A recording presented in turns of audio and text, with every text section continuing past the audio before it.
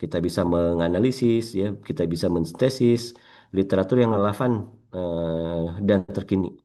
Nah, dengan menggunakan publish or perish tadi salah tools yang kita pakai itu dalam waktu 1 menit atau 5 menit lah ya, kita bisa langsung mendapatkan ratusan paper ya dengan waktu yang kita setting. Ya. Nah, tujuan utama dari literatur review ini adalah untuk memperoleh pemahaman mendalam ya tentang perkembangan pengetahuan dalam bidang tertentu. Kemudian kita bisa mengidentifikasi kesenjangan, kemudian eh, menyediakan dasar yang kuat ya untuk penelitian yang akan dilakukan. Nah, ini penelitian yang akan dilakukan. Biasanya ada dua tipe paper itu. Ada paper literatur review dan yang kedua adalah ada paper yang emang bentuknya riset atau penelitian. Nah, meskipun untuk riset ya ketika saya buat di bagian introduction atau di related work, tetap biasanya saya menggunakan literatur review ya, sistematik literatur review untuk menegaskan bahwa ini loh kebaruannya. Dan alhamdulillah beberapa paper accepted ya di beberapa jurnal bereputasi tinggi. Nah, beberapa jenis literatur ilmiah itu macam-macam. Bisa dari jurnal ilmiah ya, ada jurnal ilmiah. Kemudian misalnya ini dari buku, kemudian proceeding conference internasional, kemudian bisa juga laporan penelitian. Ya ini misalnya yang sering saya baca itu dari UN ya United Nations. United Nations itu sering sekali mengeluarkan laporan penelitian atau dari ISAKA gitu ya. Atau dari IEEE juga kadang-kadang suka menghasilkan laporan penelitian yang bisa dijadikan kita kajian. Atau bisa juga tesis atau disertasi, review artikel, literatur review, dan juga bulletin atau jurnal organisasi ya, seperti WHO eh, dan lain-lain kayak gitu ya. Nah, mengapa kita melakukan literatur review? Jadi yang pertama kita menemukan puzzle, missing puzzle, ada menemukan sesuatu yang hilang ya dalam sebuah riset. Kita punya riset tentang misalnya saya itu instrumentasi cerdas ya atau di smart metering. Kita sejauh mana sih penelitian smart metering yang ada saat ini gitu ya? Tipe sensor yang digunakan, metode pengiriman data, metode keamanannya gitu, jenis aplikasi yang dikembangkan. Nah, ada nggak sesuatu yang belum pernah dibahas? Ya, sesuatu yang bisa kita angkat isunya gitu ya. Misalnya masalah privasi atau masalah security dan lain-lain. Nah, itu biasanya kita menemukan missing puzzle kayak gitu.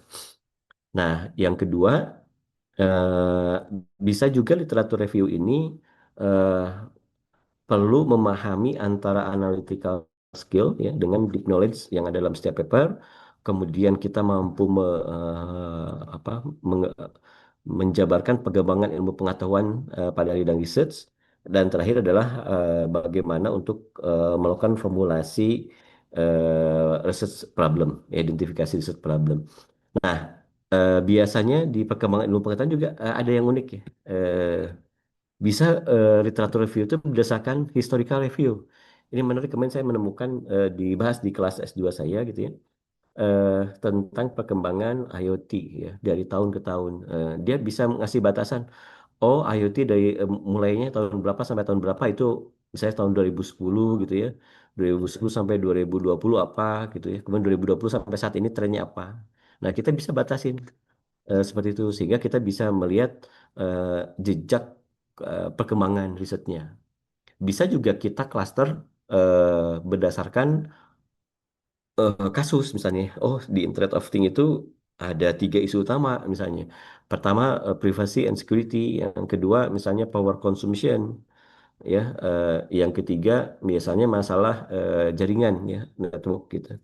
Nah, itu bisa dibuat jadi 3 klaster masing-masing. Nah, dari 3 klaster ini kita bahas gitu perkembangannya udah sampai mana gitu. Jadi bisa berdasarkan topik atau juga bisa berdasarkan perjalanan riset dari tahun-tahun yang sedang berjalan kayak gitu ya. Nah, mengapa perlu literatur review yang sistematik ya? Literatur review sistematik itu memudahkan kita menganalisis state of the art secara objektif. Jadi kita tidak tidak lagi kelewat paper kayak gitu ya karena semua datanya ter ada yang crawling gitu ya di kalau model Scopus ada yang terscraping ya. Semua kita ambil paper-paper itu. Nah, beda dengan tradisional. Kalau tradisional itu biasanya sifatnya naratif gitu ya. Kita hanya memilih beberapa paper gitu dari Google Scholar dan pemilihannya juga subjektivitas kita gitu ya. Ada yang paper dengan mirip dengan kita acuhkan gitu, kita lewatkan gitu. Kita sengaja milih paper yang menunjang untuk state of the art kita. Nah, itu terlalu subjektif kayak gitu ya. Nah, kalau model traditional review itu biasanya relatifnya lama gitu ya. Kita baca satu-satu gitu, kita petakan satu-satu. Nah, mengapa systematic literature review? Nah, pertama, menggunakan sekumpulan paper. Paper systematic literature itu menggunakan paper-paper yang dikumpulkan dari database paper bereputasi. Nah, dari database paper bereputasi. Nanti untuk menggunakan sekumpulan paper ini pakai toolsnya kita publish or perish. Teman-teman ada yang udah pernah pakai nggak publish or perish? Ada yang pernah? Bisa raise hand? Oh Pernah, belum. Kak. Oh pernah ya. Nah, Pernah, Pak. oke, sih berarti udah pengalaman ya. Nah, di Publish or Perish itu ada beberapa database paper. Bisa misalnya database-nya Scopus, misalnya bisa Scholar gitu ya, Google Scholar, bisa Crossref gitu ya, atau bisa juga PubMed dan lain-lain. Nah, ini bisa kita cari-cari satu-satu. Misalnya pertama database Scopus dulu. Udah dapat kita save dotriesnya gitu ya. Kemudian kita Google Scholar udah dapat save lagi. Kemudian Crossref udah dapat save lagi listnya. Nanti dari tiga database paper ini kita masukkan ke reference manager. Biasanya saya pakai Zotero gitu ya. Masukkan ke Zotero. Nah di Zotero nanti bisa kita gabungkan dan kemudian difilter lewat tool yang namanya Confidence. Nah, kemudian yang kedua tidak perlu mencari data gitu ya. Nah, bagian yang merepotkan dalam penelitian itu adalah mencari dan mengumpulkan data gitu ya. Nah, paper SLR tidak memerlukan data seperti ini ya. Jadi SL itu adalah bikin paper yang murah gitu ya. Kalau kita bikin riset paper kan kita mesti bikin metodologi penelitian, kita mesti beli alat, mesti beli bahan, mesti melakukan kuesioner, memerlukan banyak waktu kayak gitu. Nah, kalau systematic literature review ya tinggal menggunakan beberapa tools, kita analisis secara tajam ya kemampuan daya analitis kita aja gitu ya. Dan itu biasanya eh, apa bagi contoh saya kalau di mesti ada target jurnal Q1 misalnya tiap tahun. Nah, kan kalau tidak tiap tahun kita mendapatkan anggaran riset gitu ya. Sehingga kadang-kadang untuk bikin paper kita bingung gimana bikin paper ya. Saya nggak punya riset. Nah, systematic literature review ini lah caranya itu banyak paper Q1 gitu ya, Q2 gitu ya, yang hanya systematic literature review, tetapi hasil analisisnya bagus gitu ya, bisa sampai publish. Jadi tidak perlu mencari data ya, karena cukup aja menggunakan sekumpulan paper ini. Kemudian tidak perlu melakukan analisis hubungan rumit ya. Misalnya kalau kita pakai kuantitatif gitu ya kan mesti pembuktian korelasi antar ini gitu. Itu yang kadang-kadang agak rumit gitu ya. Apakah ini ada korelasi kuat, ada hubungan kuat gitu ya. Kita harus SPSS, bisa kita harus pakai apa gitu ya. Nah, kalau systematic literature review tidak perlu melakukan analisis hitungan rumit ya. Cukup kita eh, apa mencari kebaruan gitu ya. Mencari set of the art dengan menjahit ya dari isi dari paper-paper itu. Kemudian eh, dan yang keempat, SL itu mendengar protokol yang relatif mudah. Paper SL itu bisa berisi penjelasan langkah-langkah pemilihan paper atau diagram. Bisa pakai Prisma, ini metode yang sangat terkenal ya, SPAR atau 4SLR. Nah, yang akan saya bahas di sini adalah yang model Prisma kayak gitu ya. Nah, kemudian tahapan dari SLR itu pertama tadi ya, merencanakan review. Nah, pertama kita tentukan dulu pilih topik yang akan kita teliti ya kemudian kita tuliskan research question ya research question dari riset kita dan terakhir kita mengembangkan review protokol. Nah, setelah beres, kemudian kita conducting the review, kita find and collect relevant literatur. Nah, ini biasanya kita pakai publish or perish ya. Nah, kalau planning the review, biasanya saya untuk mencari dulu ya, mencari topik-topik itu, saya bisa pakai connected paper ya, atau open apa knowledge map ya, atau knowledge map. Ada yang sudah pakai connected paper atau knowledge map? Belum ya. Nanti mungkin saya demokan. Jadi bisa menggunakan connected paper, bisa menggunakan knowledge map untuk mencari topik. Nah, kemudian setelah kita tahu ya topik yang baru misalnya yang membuat kita tertarik, kemudian kita masukkan ke conducting the review. Nah, untuk mencari dan mengumpulkan literatur kita gunakan publish or perish. Nah, untuk melakukan filter literatur dan data extraction synthesis, ini banyak toolsnya ya.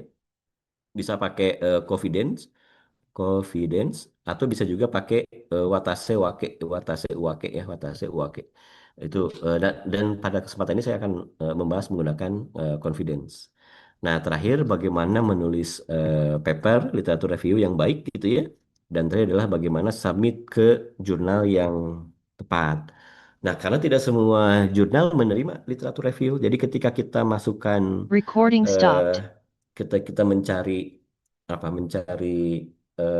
paper gitu ya, mencari jurnal, kita Recording in pastikan progress.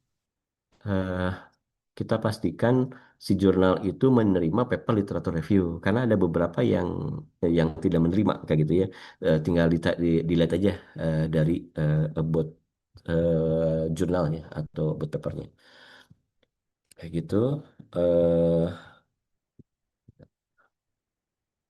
kemudian kita masuk ke stage pertama ya. Jadi dalam pembahasan paper kita hari ini ada tiga. Pertama merencanakan review, kedua conducting review, dan ketiga reporting review.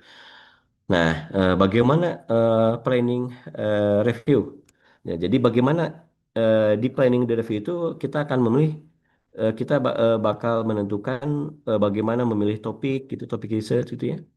Kemudian bagaimana kita memformulasikan research question, dan terakhir adalah bagaimana kita mengembangkan protokol systematic literature review.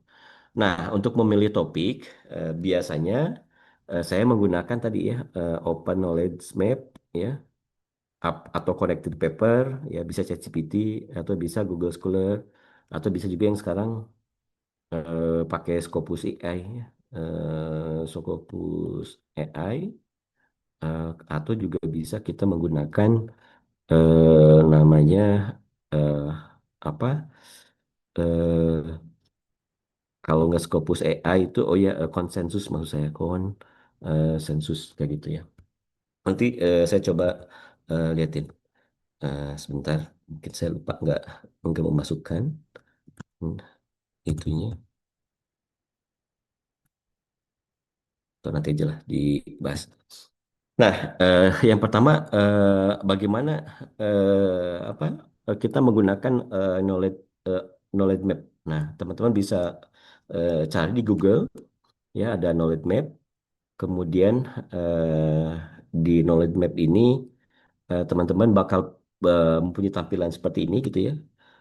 Ada dua menu, ada PubMed untuk life science ya, dan ada juga base. Nah, kalau kita multidisiplin, kita bisa pilih base.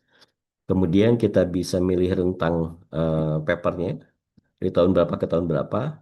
Kemudian kita bisa masukkan keyword riset kita. Misalnya kemarin kebetulan saya dapat dana kedareka 3 tahun berturut-turut ya, total 1,6 miliar. Nah, saya tentang smart water meter.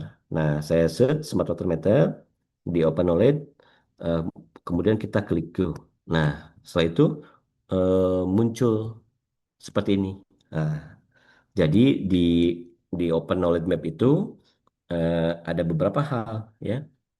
Ada bubble ya. Tiap bubble itu ada irisannya ya, ada bubble yang ada irisan, kemudian setiap irisan ini mempunyai makna kayak gitu ya. Nah, kalau kita bingung ya, misalnya ini setelah dapat data seperti ini, Pak, bagaimana apa yang harus kita lakukan? Nah, saya coba demokan ya cara bacanya. Saya coba buka ChatGPT misalnya, ya. Jadi kalau bisa apa? Nah, saya buka dulu. Ntar saya share lagi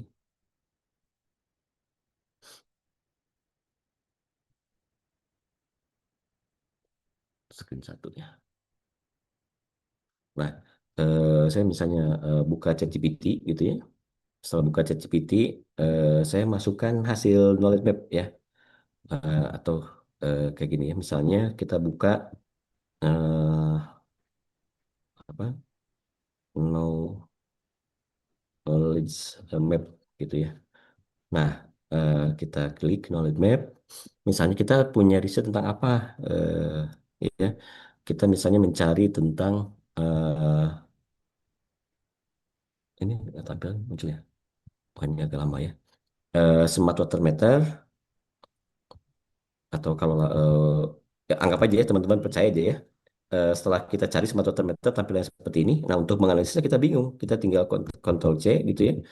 Kemudian biasanya saya pakai ChatGPT, masukkan ke sini, mohon misalnya apa jelaskan research gap atau novelty dari hasil knowledge map. Jadi kalau pakai ChatGPT itu kita jangan diserahkan full ke ChatGPT ya, tapi kita ngasih bahan-bahannya, bahan materialnya, biar nanti ChatGPT menganalisisnya nggak ngawang-ngawang kayak gitu. Nah, biasanya kalau udah ChatGPT, nanti muncul tuh hasilnya seperti apa. Kita tunggu dulu ya,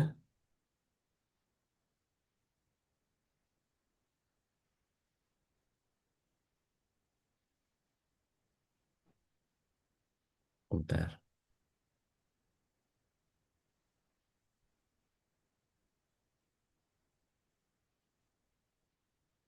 Nah, yang muncul di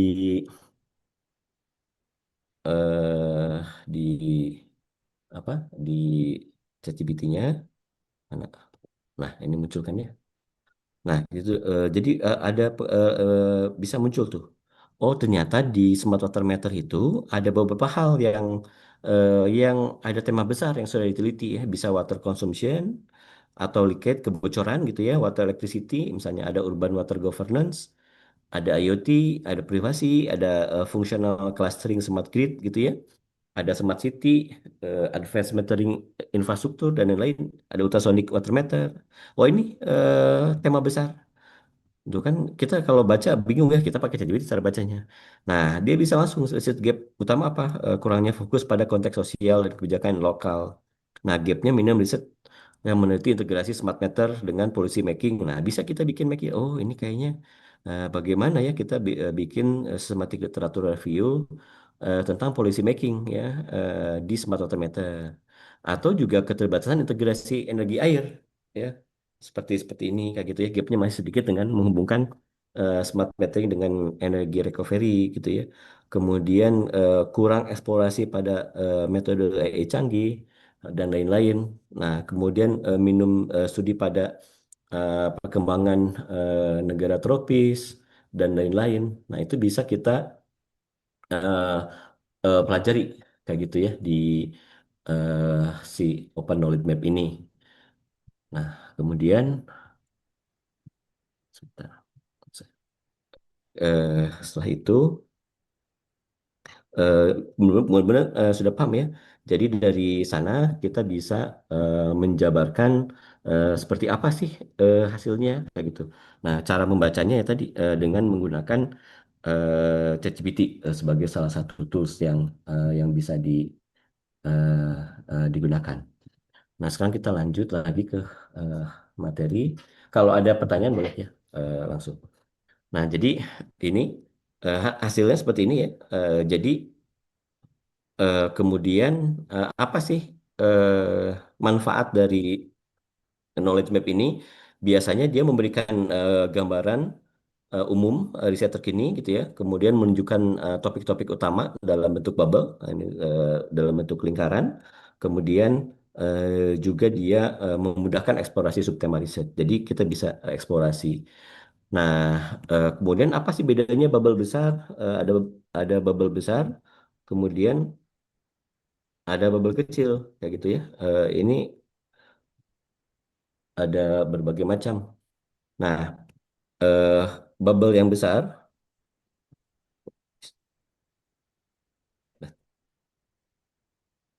bentar, ini PowerPoint-nya error. Maaf ya teman-teman. Bentar.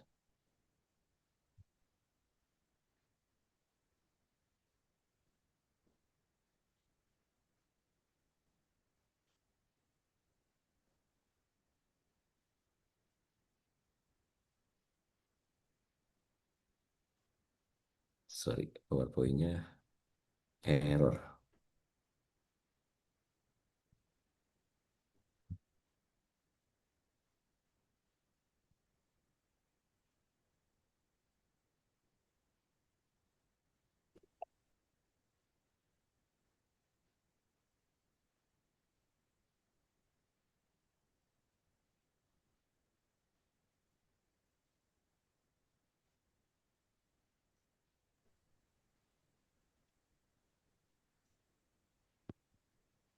Ya mungkin sambil yang teman-teman bisa nyobain itu ya Prof ya, Ya, terkait dengan boleh boleh. open knowledge map-nya tadi ya.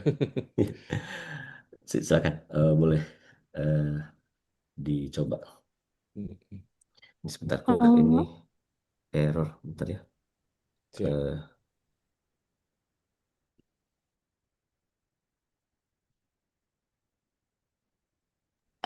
punten Pak, apa boleh sambil nanya Bapak? boleh boleh, silakan. Iya, izin nanya ketika kita melakukan proses SLR ini kan pastinya ada sesuatu baru yang akan terus-menerus kita ketahui lebih dalam bahkan lebih kompleks gitu ya. Jadi kalaupun kita saat belajar gitu ya, misal jadi kayak di komputer kita kan makin banyak tab begitu ya Pak ya. Mm-mm. Nah kemudian tadi di salah satu slide Bapak juga ketika kita melakukan SLR ini pasti akan ada knowledge baru yang kita ketahui di dalamnya. Nah, apakah atau mungkin dari Bapak Hanif punya tips sendiri gitu ya, ketika kita semakin mengetahui hal yang kita inginkan di awal itu, tapi kita ibaratnya bleber ke yang lain. Nah, supaya kita tidak, eh, supaya kita tetap fokus di scoop awal kita itu bagaimana Pak ya, ketika kita bercampur juga dengan hal-hal knowledge baru lainnya kita dapatkan dalam proses SLR ini Pak. Ya, terima Mm-mm. kasih Pak. Nah, betul ya. Biasanya ketika kita melakukan systematic literature review itu kita nggak fokus ya. Kita kurang fokus terhadap satu topik kayak gitu ya. Sehingga ketika melakukan analisis kita melebar kemana-mana.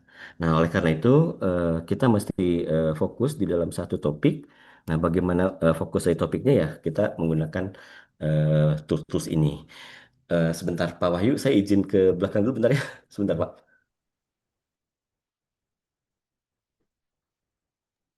Iya, Prof. Ya, mungkin sambil nunggu ya, teman-teman mungkin di sini dari teman-teman mahasiswa yang MSI maupun S1 bahwa Prof. Hanif tadi sudah menjelaskan terkait dengan penggunaan tool yang menurut saya sih ini cukup luar luar biasa ya. Sudah dimudahkan dengan adanya tool dan AI gitu. Tinggal kita masukin, kemudian kita, tapi tetap note yang kemudian tadi disampaikan oleh Prof. Hanif adalah jangan diserahkan semuanya ke AI dan kemudian AI juga diberikan data atau informasi lebih lebih gitu loh. Jangan cuma diberikan apa istilahnya perintah saja. Maka Prof. Hanif tadi misalnya menggunakan open knowledge map-nya baru dimasukin ke ChatGPT. Nah, ini kan juga langkah awal. Jadi tidak serta-merta kemudian menyerahkannya. Menarik sih, artinya kita memang perlu menggunakan, menguasai beberapa tool ya. Tadi ada Publish and Perish untuk mengumpulkan, kemudian ini ada Open Map Knowledge untuk menentukan topik risetnya seperti apa, kemudian dilanjutkan dengan dilanjutkan dengan apa menggunakan tool yang lainnya, ChatGPT di sini dalam hal ini. Nah, menurut saya sih ini poin langkah penting ya, dan kemudian kita juga dimudahkan di sini. Ya, mudah-mudahan ini bisa memberikan gambaran bagi teman-teman yang saat ini sedang menyusun baik itu skripsi maupun tesis dalam hal ini untuk prodi MSI. Nah, ini menjadi suatu hal yang penting. Langkah awalnya memang perlu melakukan literatur review gitu. Mohon maaf ya, ada sedikit Lanjut, gangguan. Prof. Ini aduh, saya lagi badannya lagi COVID, jadi suka error. Oke. Nah, saya ulangi lagi. Jadi, kenapa tadi suka kemana-mana? Karena kurang fokus terhadap riset kita. Nah, biasanya supaya fokus ya kita menggunakan beberapa tools ya. Contoh di sini kan ada makna bubble besar dan bubble kecil. Nah, kalau bubble besarnya untuk apa? Untuk yang mengandung banyak dokumen yang saling berkaitan secara tematik dan biasanya dia menunjukkan topik dominan yang bubble besar. Kemudian apa interpretasinya ya dari bubble besar? Biasanya di set ini populer dan sudah banyak diteliti. Nah, kemudian ada bubble kecil, ini bubble kecil seperti ini ya. Bubble kecil itu berisi lebih sedikit artikel atau tema yang sangat spesifik ya, bisa menunjukkan topik baru yang emerging, area yang masih kurang eksplorasi. Contohnya di sini ada Bestin ya, Bestin scale. Bestin scale itu interpretasinya ada potensi gap risetnya atau peluang novelty jika dikaji lebih lanjut bakal besar kayak gitu. Nah, kemudian apa makna judul-judul di paper sebelah kanan? Nah, ini kan ada paper nih di sebelah kanan. Apa maknanya? Panel kanan ini menampilkan daftar dokumen, bisa jurnal, tesis, artikel yang termasuk dalam map gitu. Masing-masing artikel ini ditandai eh, dengan apa dia? Kalau misalnya akses terbuka, open access, dia bisa PDF nih kayak gini. PDF-nya bisa di-download. Ya, kalau paper open access jadi enak banget gitu kita bisa langsung dapat. Nah, dengan melakukan knowledge map ini apa yang bisa kita bisa bisa menyaring dan mengeksplor daftar untuk membangun kerangka literatur. Misalnya kita mau smart water meter kan terlalu umum ya, terlalu banyak gitu topiknya. Kalau kita pakai terlalu umum, systematic literature review, peluang mencari gapnya atau novelty-nya kecil. Makanya kita gunakan si open knowledge map kayak gitu. Kemudian yang kedua ada connected paper. Nah, silakan dibuka. Ada yang pernah pakai connected paper? Nah, silakan buka ya namanya connected paper seperti ini. Nah, connected paper itu alat visualisasi literatur ilmiah ya, berbasis graph yang memetakan hubungan antar paper berdasarkan kemiripan topik ya atau citasi bersama. Nah, apa yang membedakan connected paper dengan Google Scholar? Nah, si connected paper itu tidak hanya menafsirkan daftar. Kalau Google Scholar kan menafsirkan daftar doang ya, tetapi membuat jaringan visual.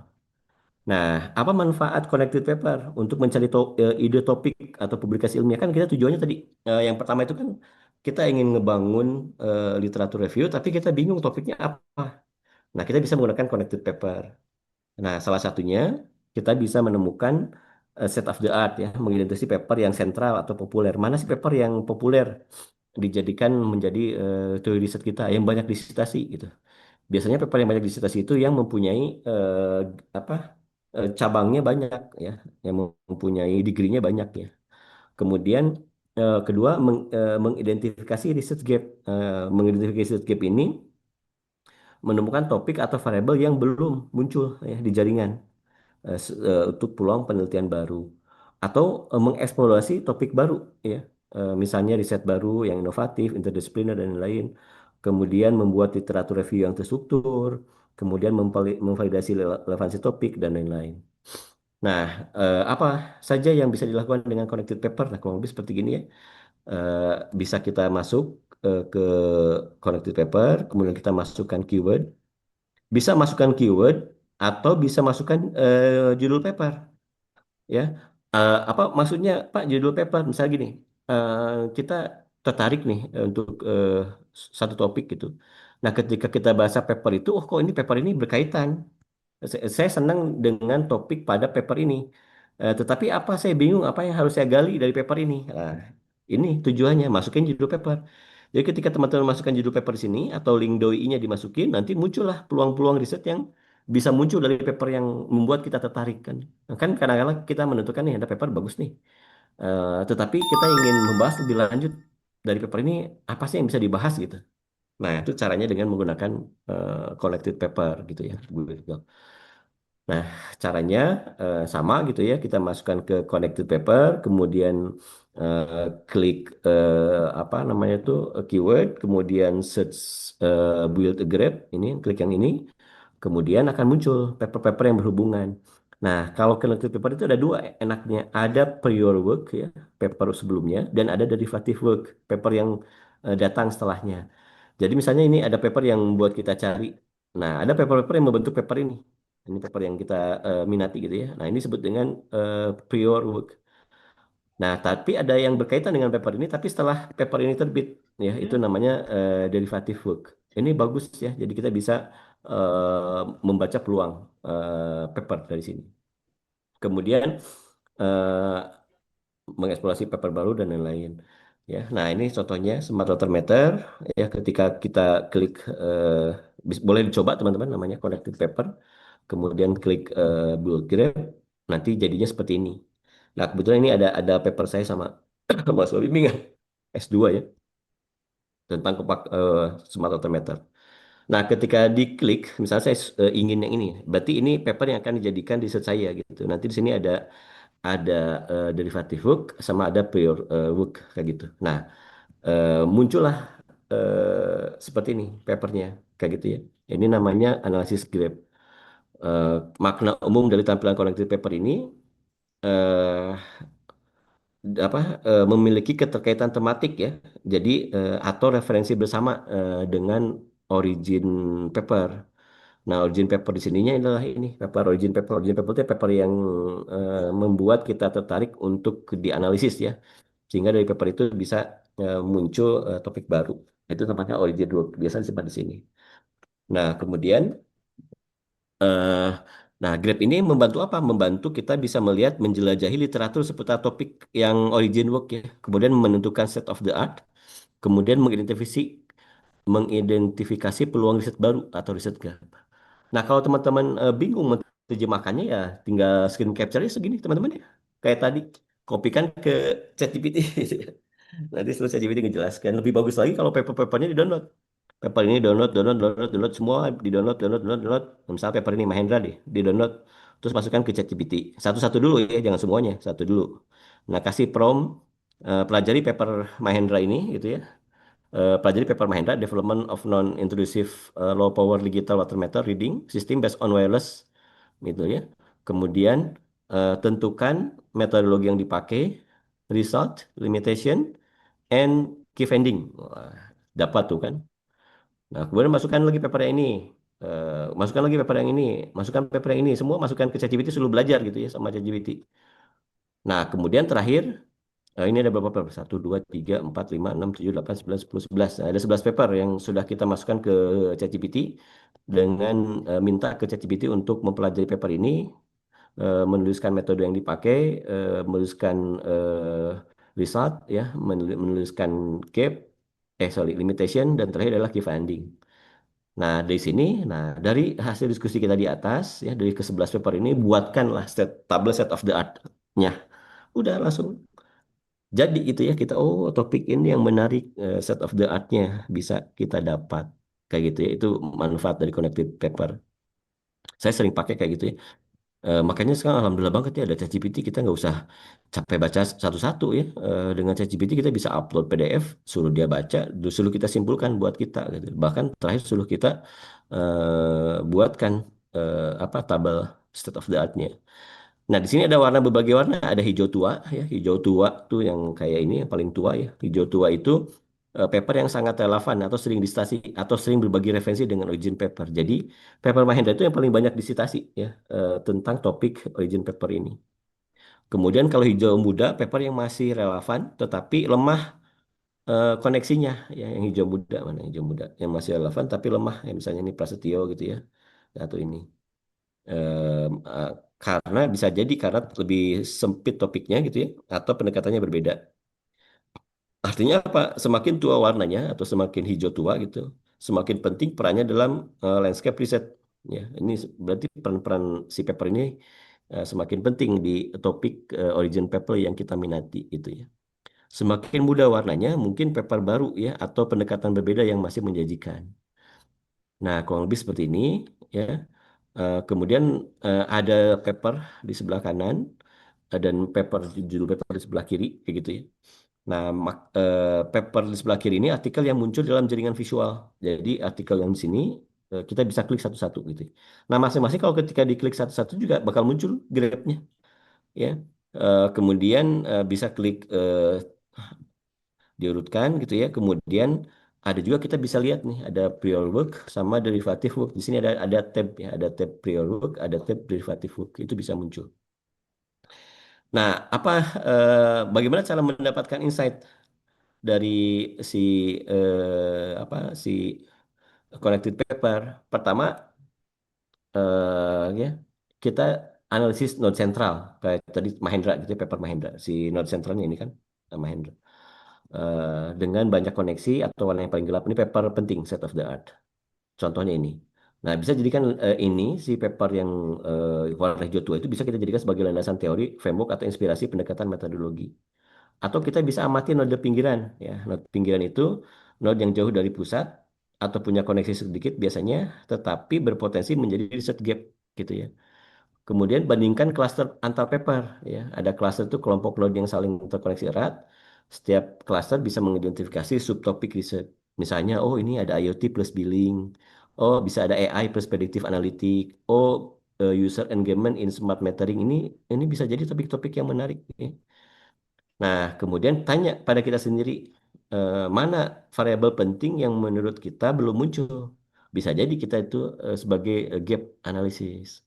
Nah, kalau nanti ingin kita jadikan juga si connected paper ya, sebagai bahan Prisma gitu ya, kita bisa sama eh, telusuri paper, kemudian gunakan fitur export ya, simpan di BibTeX ya, bisa CSV atau bisa CSV-nya kita simpan nanti si CSV ini kita masukkan ke Mendeley atau Zotero gitu ya. Nah, kemudian ini yang dimaksud dengan prior work ya. Ada prior work contoh-contohnya gitu ya. Kemudian ini apa sih maksudnya prior work sama derivative work? Ini ada prior work ya. Kemudian ini ada derivative work. Kalau peer work itu fokusnya fondasi atau inspirasi utama gitu. Kalau derivative work itu pengembangan dari origin paper. Origin papernya yang ini ya, yang warna pink ini origin papernya. Ini origin paper dari paper yang saya sama Mas Bimbingan S2. Kemudian fungsi membangun latar belakang riset ini bagus sih. Kalau derivative work bisa menemukan arah riset selanjutnya. Karena derivative work ini paper-paper yang muncul setelah paper ini publish kayak gitu. Nah, isinya paper yang sering dikutip oleh origin paper atau sebaliknya. Kalau derivative work, paper yang mengembangkan ide. Nah, kemudian eh, apa sih manfaat umum dari si connected paper? Nah, tadi ya, menemukan set of the art, menemukan topik baru, kemudian nanti menyusun literatur review ya, karena bisa menggunakan daftar kiri plus note untuk bangun kerangka ya. Kita ekspor, simpan ke CSV, nanti simpan di Mendeley atau Zotero gitu ya. Nanti kita jadikan analisis di Confidence. Nah, membandingkan pendekatan tren sama membangun peta penelitian pribadi. Nah, kemudian tips menggunakan corrected paper untuk riset apa? Mulai dari origin paper. Nah, tadi saya cerita origin paper itu bisa milik kita sendiri. Ini menarik teman-teman kayak gini ya. Kadang-kala kita eh, pusing menyusun roadmap riset gitu. Nih, riset ini sudah saya lakukan. Terus next saya riset apa lagi? Nah, kadang-kadang suka berhenti, bingung kan? Nah, dengan connected paper ini kita bisa membuka celah topik riset masa depan. Kenapa? Tadi ada yang namanya derivative work ya. Derivative work itu bisa lihat siapa yang mengembangkan ide tersebut dan ke depannya bakal seperti apa kayak gitu, ya. Kemudian eh, terakhir ya untuk mendapatkan topik gitu ya. Ada namanya konsensus. Nah, ini konsensus ini yang keren ya. Ini freemium. Freemium itu dikasih kredit ya, kalau kreditnya habis ya nggak bisa dipakai gitu. Kalau ingin bagus ya berbayar. Tapi biasa saya ngakalinnya ya bikin email aja yang banyak itu ya. Bikin Gmail 10 misalnya gitu ya. Jadi kalau habis kita pakai Gmail yang kedua, habis pakai Gmail yang ketiga. Nah, konsensus ini apa? Tampilan seperti ini. Ya, boleh teman-teman. Mungkin udah banyak yang sering pakai. Ada yang pernah pakai konsensus? Belum. Ada? Oh, ini konsensus ini keren banget ya. Nanti saya liatin seberapa kerennya nih konsensus. Ini sering banget yang saya pakai gitu ya. Consensus app itu adalah AI powered scientific search engine. Jadi dia search engine semacam Google Scholar tapi udah dilengkapi AI ya. Dia bisa menganalisis ribuan paper akademik ya dari sumber yang terkurasi. Terkurasi itu berarti yang valid gitu ya. Dan jawaban ringkas berbasis evidence. Kita malah bisa melakukan tanya jawab di sini. Nah, si konsensus ini ya, namanya konsensus AI ini menggunakan natural language processing sama AI untuk merangkum hasil penelitian. Kemudian dia mengelompokkan paper berdasarkan apakah mendukung atau tidak mendukung satu klaim. Kemudian menyediakan jawaban berdasarkan bukti ilmiah.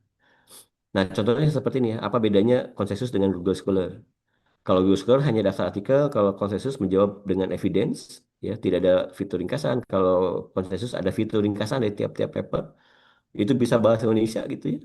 Meskipun papernya bahasa Inggris, summarization-nya bisa bahasa Indonesia. Kemudian tidak ada filter semantik, kalau ini ada filter berdasarkan jenis temuan dan cocok untuk literatur review. Nah, cocok untuk literatur review. Cepat kayak gitu ya. Nah, ini contohnya ya. Misal contoh sama ya smart water meter. Saya masukin smart water meter di keyword konsensus, dimasukin di sini nih. Nah, di sini masukin smart water meter, kemudian klik tanda panah ini. Hasilnya seperti ini. Dia bisa ya si konsensus ini hebatnya gitu ya. Bisa menyimpulkan apa tren apa ini teknologi yang lagi dibahas di paper ini tentang teknologi keuntungan sama tantangan di modern water meter. Jadi smart water meter kasusnya itu ini nih tuh bisa real time monitoring ya, automated billing, eh, improve resource allocation. Nah, kemudian ada key fitur teknologi. Nah, ini yang mukjizatnya di sini nih. Apa key fitur teknologi? Nah, kita bisa lihat smart water meter, typically flow sensor, solenoid valve, ini teknologi yang digunakan. Bahkan ada referensi paper yang bisa kita download langsung. Ini download papernya, download papernya, download, download. Ini ada berapa nih? Satu, dua, tiga, empat, lima, enam, tujuh, delapan. Ada delapan, ada sembilan, sembilan paper. Download. Nah, setelah download, suruh ChatGPT baca, suruh ChatGPT merangkum metodologinya, suruh ChatGPT apa membuat limitationnya apa gitu dari ini dan key findingnya apa. Udah langsung itu jadi juga ya set of the art. Kalau kita ingin membahas si smart water meter dari sisi key fitur teknologi, ini paper-paper utamanya. Kalau kita ingin membahas benefit dan application-nya, ini papernya. Untuk resource conservation, ini papernya. Untuk deteksi kebocoran di saluran pipa air, ya, PPPDM, ini papernya. Untuk efisiensi eh, operasional, ini papernya. Terus kalau untuk tantangan ya misalnya privasi ini baru satu nih papernya. Wah ini peluang ya kita kalau kita ingin bahas misalnya privasi kalau kita ingin buat SLR ini manfaat nih. Baru satu papernya. Jadi kita mencari SLR itu ya untuk privasi consent di smart water meter. Interoperability sama ini ya. Nah, ini juga dikasih tahu sama si konsensus itu IoT cloud-based solution. Oh, ini papernya. Leak detection ini papernya kayak gitu ya. Wah, ini enak banget kayak gitu ya. Jadi kita dengan sangat mudah bisa langsung tahu gitu. Bahkan dikasih summary-nya, teman-teman ya. Ini enaknya seperti ini. Terus kekuatan summary-nya apa gitu ya. Dari summary ini kita bisa jadikan untuk topik riset, topik paper yang baru ya SLR. Nah, yang lebih bagus lagi di konsensus ini ada 4 fitur ya. Pertama, Axis Paper. Biasanya kalau ada logo PDF, mana yang ada logo PDF? Kalau ada logo PDF di papernya, itu kita bisa langsung bertanya langsung di si konsensus kayak ChatGPT gitu ya. Itu di fitur Axis Paper. Kemudian ada fitur Deep Search. Nah, ini yang keren. Nanti saya demokan ya. Fitur Deep Search ini seberapa hebat. Ya. Keren banget ya, saya sampai geleng-geleng. Enak banget zaman sekarang ya. Kalau saya bisa tahu aja konsensus dulu zaman S3, nikmat banget hidup saya gitu ya. Nggak menderita. Kemudian fitur yang ketiga ada compare finding gitu sama my favorite. Nah, biasanya yang saya lakukan ini adalah fitur deep search, tapi ini berbayar. Ya nggak apa-apa, kita ganti-ganti email aja gitu ya supaya tidak bayar. Nah, ini salah satu fitur Ask This Paper. Kalau Ask This Paper misalnya muncul papernya. Kita klik Ask Paper ya, ini sama di konsensus, kita bisa tanya. Ini bisa summarize gitu ya, bisa conflict of interest, bisa apa, kita boleh tanya pakai bahasa Indonesia, nanti muncul tuh jawaban. Nah, yang mengagumkan ini, teman-teman, ini si konsensus itu udah mirip literatur review ini. Tuh, ya, udah mirip. Jadi si fitur deep search ini dia ada 9 tahapan nih. Contohnya di sini ada teridentifikasi 1036 paper ya tentang smart water meter data analysis. Jadi saya masukkan keywordnya tentang smart water meter data analysis. Smart water meter data analysis ini ada 136 eh, paper. Kemudian yang terscreen 617, berarti sisanya itu nggak sesuai. Kemudian yang eligible untuk dibahas itu 543. Nah, 543 itu diterjemahkan sama dia tuh langsung. Yang terkait dengan survei strategi itu ada 50 paper. Tentang foundational konsep ada 64. Metodological 101. Wah, nikmat banget ini. Kita bisa mau bahas di sisi apa gitu. Jadi kita nggak kehabisan ide nih untuk menentukan topik. Ini yang kita sebut dengan konsensus. Bahkan sampai muncul seperti ini, teman-teman. Smart Automated Data Analysis. Kalau kita search nanti setelah ini muncul gitu ya, di fitur deep search ini, dia bisa apa generative AI ini engine-nya ya untuk melakukan apa 50 artikel akademik dalam satu topik ya. Dia bisa memetakan kemudian ini judul query-nya, kemudian langkah-langkah deep search ini ada 9 ya, deep search. Silakan dicoba ya. Ini total ditemukan 1036, screen 617 ya, seleksi manual gitu ya. Eligible 543 include.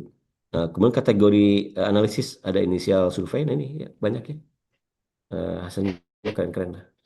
Nah, bahkan sampai resumenya, ini sudah ada papernya. Set of the art ya, kunci papernya udah muncul di sini ya. Nikmat apa yang kita dustakan gitu ya. Di sini ada paper, ada fokusnya, ada metodologi, ada key insight, ini udah dapat paper-papernya. Ini cukup satu kali eh, tap muncul semua ya si konsensus ini. Itu eh, kemudian oh ini double. Bentar.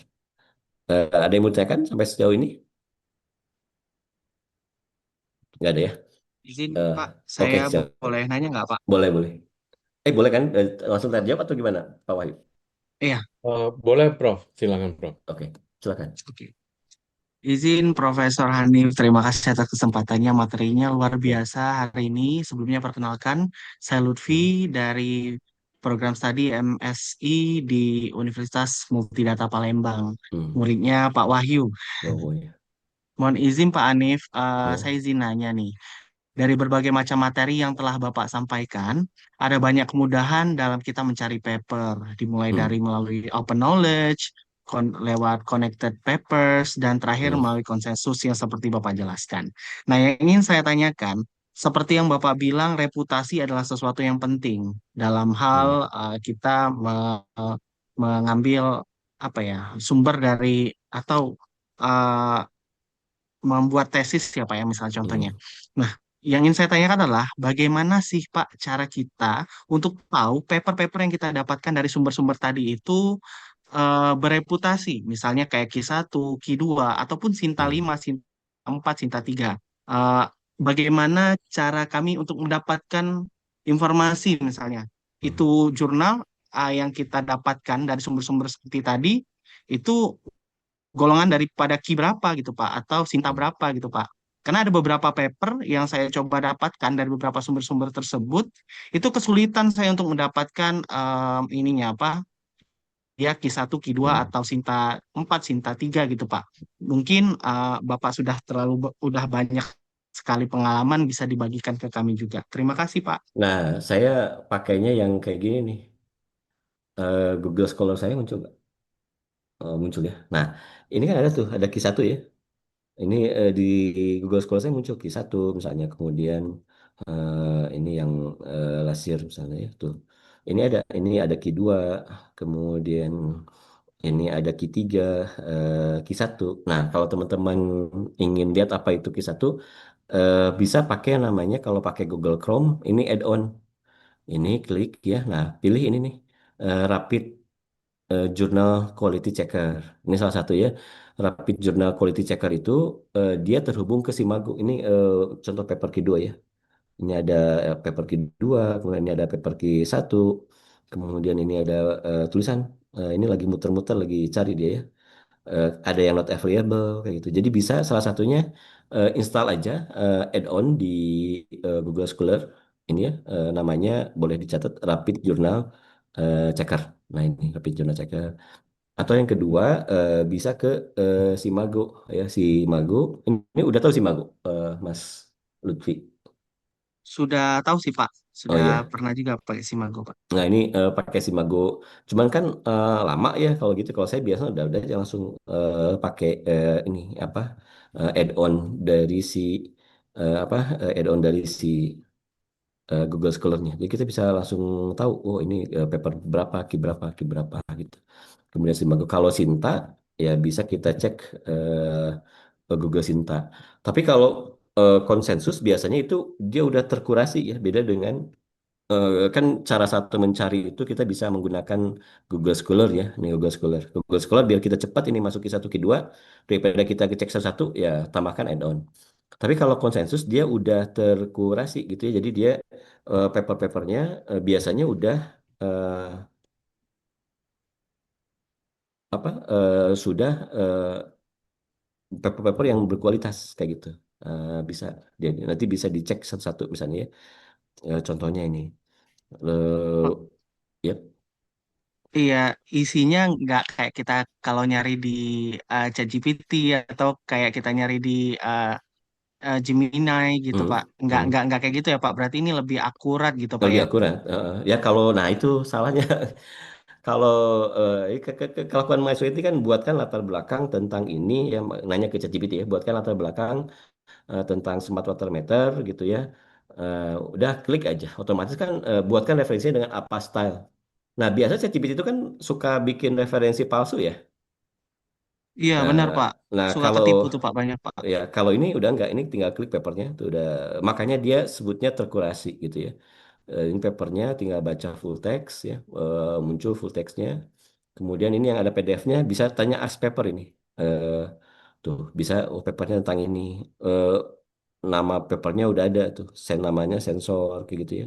Kemudian eh, apa ini tuh? Kalau kita klik langsung masuk ke link paper aslinya kayak gitu. Nah, ini kalau beda dengan ChatGPT. Dengan ChatGPT kadang-kadang suka salah. Kalau ini tadi saya sampaikan bahwa konsensus ini udah terkurasi, data-datanya ini udah paper-papernya udah valid lah. Ya, jadi jangan khawatir. Makanya biasa saya menggunakan ini. Mudah-mudahan udah kebayang ya. Nah, kalau ini cari ini Q1 apa Q2, ya berarti kita harus cari nama jurnalnya. Misalnya ini nama jurnalnya apa gitu ya. Kemudian kita masukkan ke Simago, ya nanti ketahuan ini Q1 Q2 gitu. Kalau Sinta ya masukin ke Sinta kayak gitu. Tapi biasanya kalau dari sini dari apa dari ini sudah agak lumayan lah, sudah terkurasi dengan baik kayak gitu. Mudah-mudahan cukup menggambarkan ya. Eh, nah ini kayak open access kurang lebih seperti ini. Kurang lebih seperti itu. Nah, kita coba lanjutkan. Nah, setelah misalnya kita dapat dari tadi kan dapat apa tadi itu topik yang menarik buat kita. Nah, dari topik yang menarik ini baru kita susun eh, pertanyaan penelitian. Nah, seperti apa pertanyaan penelitian? Nah, seperti ini. Jadi biasanya menggunakan Peacock kayak gitu ya. Ini. Ada yang pernah pakai Peacock? Kenapa Peacock? Nah, Peacock ini nanti saya pakai tools ya, saya liatin tools di Confident. Di Confident itu itu emang standar apa standar ini adalah menggunakan Peacock kayak gitu ya. Apa P-nya? Population. Misalnya describe the group of population. Eh, Kemudian I-nya itu intervention, C-nya comparison, O-nya itu outcome, C-nya konteks. Jadi misalnya kita ingin membuat literatur review tentang smart water meter, maka saya buat set questionnya seperti ini. What is the impact implementing itu berarti ini bagian intervention smart water meter system compare to traditional water metering system. Nah, ini ada compare. Jadi harus ada perbandingan. On, nah on-nya apa? Ini on itu ya, outcome, reducing water consumption and improving water management practice kayak gini. Nah, kemudian among resident in urban area gitu, considering the context of sustainable urban development of water resource conservation. Nah, ini kita buat dengan menggunakan framework Peacock. Nah, Pak, saya bingung nih cara membuat research questionnya. Bahasanya terlalu susah. Ya, pakai chat GPT itu ya. Tapi ChatGPT-nya dari hasil tadi, eh, misalnya kita udah dapat nih si apa ya, sudah dapat si SL apa si tabel tadi tabel dari konsensus. Nah, si tabel dari konsensusnya masukkan ke ChatGPT gitu ya. Nah, tolong buatkan research question berdasarkan tabel berikut. Ya, tabel yang ini misalnya mana ya tabelnya tadi? Saya ulangi lagi nih, biar lebih jelas. Nah, berdasarkan tabel ini. Nah, ini kita masukkan ya dari hasil konsensus kita masukkan ke ini kita kita screen capture aja, screen capture. Kemudian kita gunakan ChatGPT ya. Apa yang membedakan kita di ini? Kita yang ngasih makannya gitu. Kayak yang salah itu kita nanya ke ChatGPT tanpa kita ngasih knowledge gitu ya. Sehingga dia jawabnya kemana-mana gitu, nggak konsen. Kalau saya pakai ChatGPT, saya selalu kasih ini tabelnya, ini papernya, pelajari paper ini, pelajari paper ini, dari paper itu apa kesimpulannya. Jadi kita yang ngasih makan dulu. Nah itu tuh nama tekniknya disebut dengan RAG ya. RAG nanti silakan di search ya apa itu model RAG dalam ChatGPT itu. Sehingga hasilnya sesuai dengan apa yang kita harapkan. Nah jadi ketika membuat formula ini juga cukup dengan hasil dari si apa dari grabnya connected paper gitu ya, atau bubble-nya knowledge map, atau tabelnya konsensus gitu ya. Masukkan ke ChatGPT. Nah, saya tulis di sana berdasarkan tabel ini, tolong buatkan research question dengan menggunakan framework Peacock. Ini framework udah terkenal gitu ya, jadi si ChatGPT juga tahu apa itu Peacock gitu ya. Nah, mudah-mudahan udah kebayang ya. Nah, setelah dapat research question, nah research question ini akan dijadikan yang akan kita jawab di eh, lewat metode Prisma kayak gitu ya. Nah, yang kedua bagaimana cara membangun SLA protokol?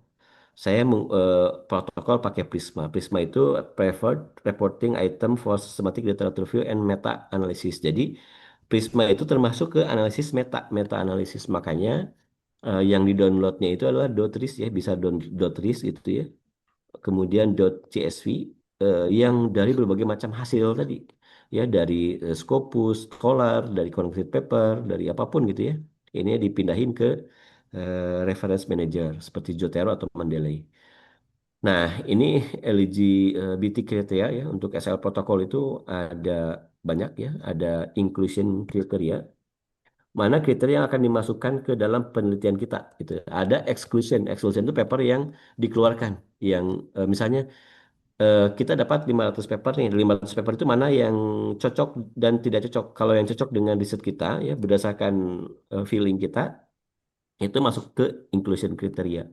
Tetapi kalau tidak cocok, oh, ini terlalu jauh nih, saya nggak membahas ini, itu masuk ke exclusion kriteria. Berarti nanti yang didiskualifikasi, ya, dikeluarkan dari data penelitian. Nah, inclusion dari kriteria itu bisa tanggal ya, misalnya, oh ini tanggalnya udah out of date, saya hanya pakai 5 tahun terakhir. Bisa express of interest, oh interestnya saya bukan di sini gitu. Tapi apa yang tidak sesuai dengan interest kita bisa di remove gitu ya, di exclude gitu ya. Atau berdasarkan geographic location. Misalnya kita hanya di Asia ya. Karena di meta analisis itu asal papernya bisa ketahuan nih dari negeri mana gitu ya. Nah, oh kita batasin hanya level Asia gitu. Berarti yang di Eropa, paper yang membahas kondisi di Eropa, di Rusia ya, di China sih itu berarti di exclude kayak gitu ya. Atau bahasanya boleh apa? Bahasa Inggris, bahasa Indonesia, bahasa Spanyol misalnya. Partisipannya mana? Nah, ini salah satu yang bisa kita jadikan sebagai standar untuk eh, inclusion atau exclusion kriteria. Nah, ini contoh gitu ya. Time period berarti yang kita masukkan adalah 48 sampai 2018. Jadi yang selain tanggal ini berarti kita di exclude. Atau kita pilih bahasanya Inggris. Berarti selain bahasa Inggris di exclude kayak gitu ya. Nah, tipe of article misalnya original research artikel biasanya kalau literatur review teman-teman harus mengambil dari original research ya. Jangan dari SL lagi gitu. Jadi jangan kita membuat sistematik literatur review, tapi paper yang dipakai adalah paper SLR juga. Nah, itu bisa bias ke kitanya, ya. Atau disertasi, kemudian tesis, skripsi itu biasanya dihilangkan, di exclude ya, karena not original. Biasanya kita pakai itu original research. Studi fokusnya apa gitu ya, misalnya geographical area-nya hanya di Australia atau hanya di Indonesia kayak gitu. Dah, mudah-mudahan sudah paham ya. Nah, jadi di eh, bagian pertama itu kesimpulannya apa? Bagaimana kita membuat topik, bagaimana kita mendapatkan topik research dari yang asalnya kita nggak tahu gitu, yang asalnya kita blank. Nah, ada tiga cara ya, bisa pakai connected paper, bisa pakai knowledge map, bisa pakai konsensus. Nah, hasil masing-masing yang tadi ya, connected paper dengan grafnya gitu ya, kemudian konsensus dengan tabelnya, kemudian satu lagi knowledge map dengan bubble-nya, itu teman-teman tinggal kopikan ke ChatGPT gitu ya, kemudian buatkan research question ya, dengan menggunakan metode Peacock misalnya. Itu udah jadi beres gitu ya. Tapi tapi sekali lagi jangan langsung dipakai ya, hasil ChatGPT itu nggak boleh langsung dipakai, harus dianalisis, harus muncul rasa kitanya gitu ya, terus diperbaiki juga berdasarkan feeling kitanya. Nah, itu dari pertama. Jadi yang pertama tadi kita udah dapat topik nih, udah dapat topik ya, research, udah dapat juga kita research question. Nah, kalau udah dapat topik sama udah dapat research question, next apa? Selanjutnya ya bagaimana kita melakukan review. Nah, cara mencarinya adalah kita menggunakan namanya publish or perish. Tadi udah ada yang pakai ya. Publish or perish seperti ini. Kalau mau download tinggal di sini papernya. Link downloadnya tinggal di sini gitu ya. Kemudian gini, pergi ke sini, kemudian download, diinstal, kemudian jalankan program. Nah, ada yang menarik ya untuk Scopus itu kan modelnya kita crawling. Jadi karena Scopus itu berbayar gitu ya, jadi kita minta dulu API key.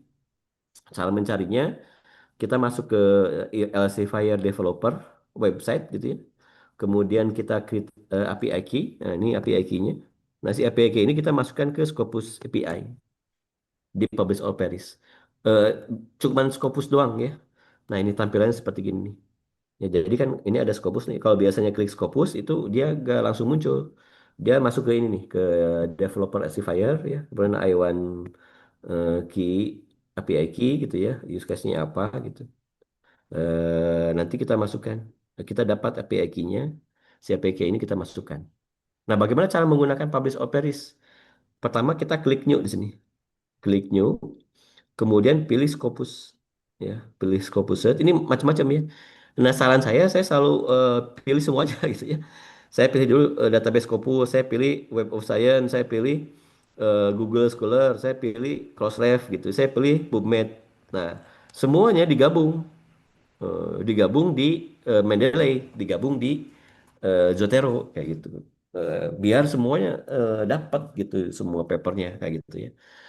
Nah, kemudian setelah klik search, nanti muncul search gitu ya. Sebelum search kita pilih keywordnya dulu. Ini keywordnya. Saya biasa menggunakan or atau n gitu ya.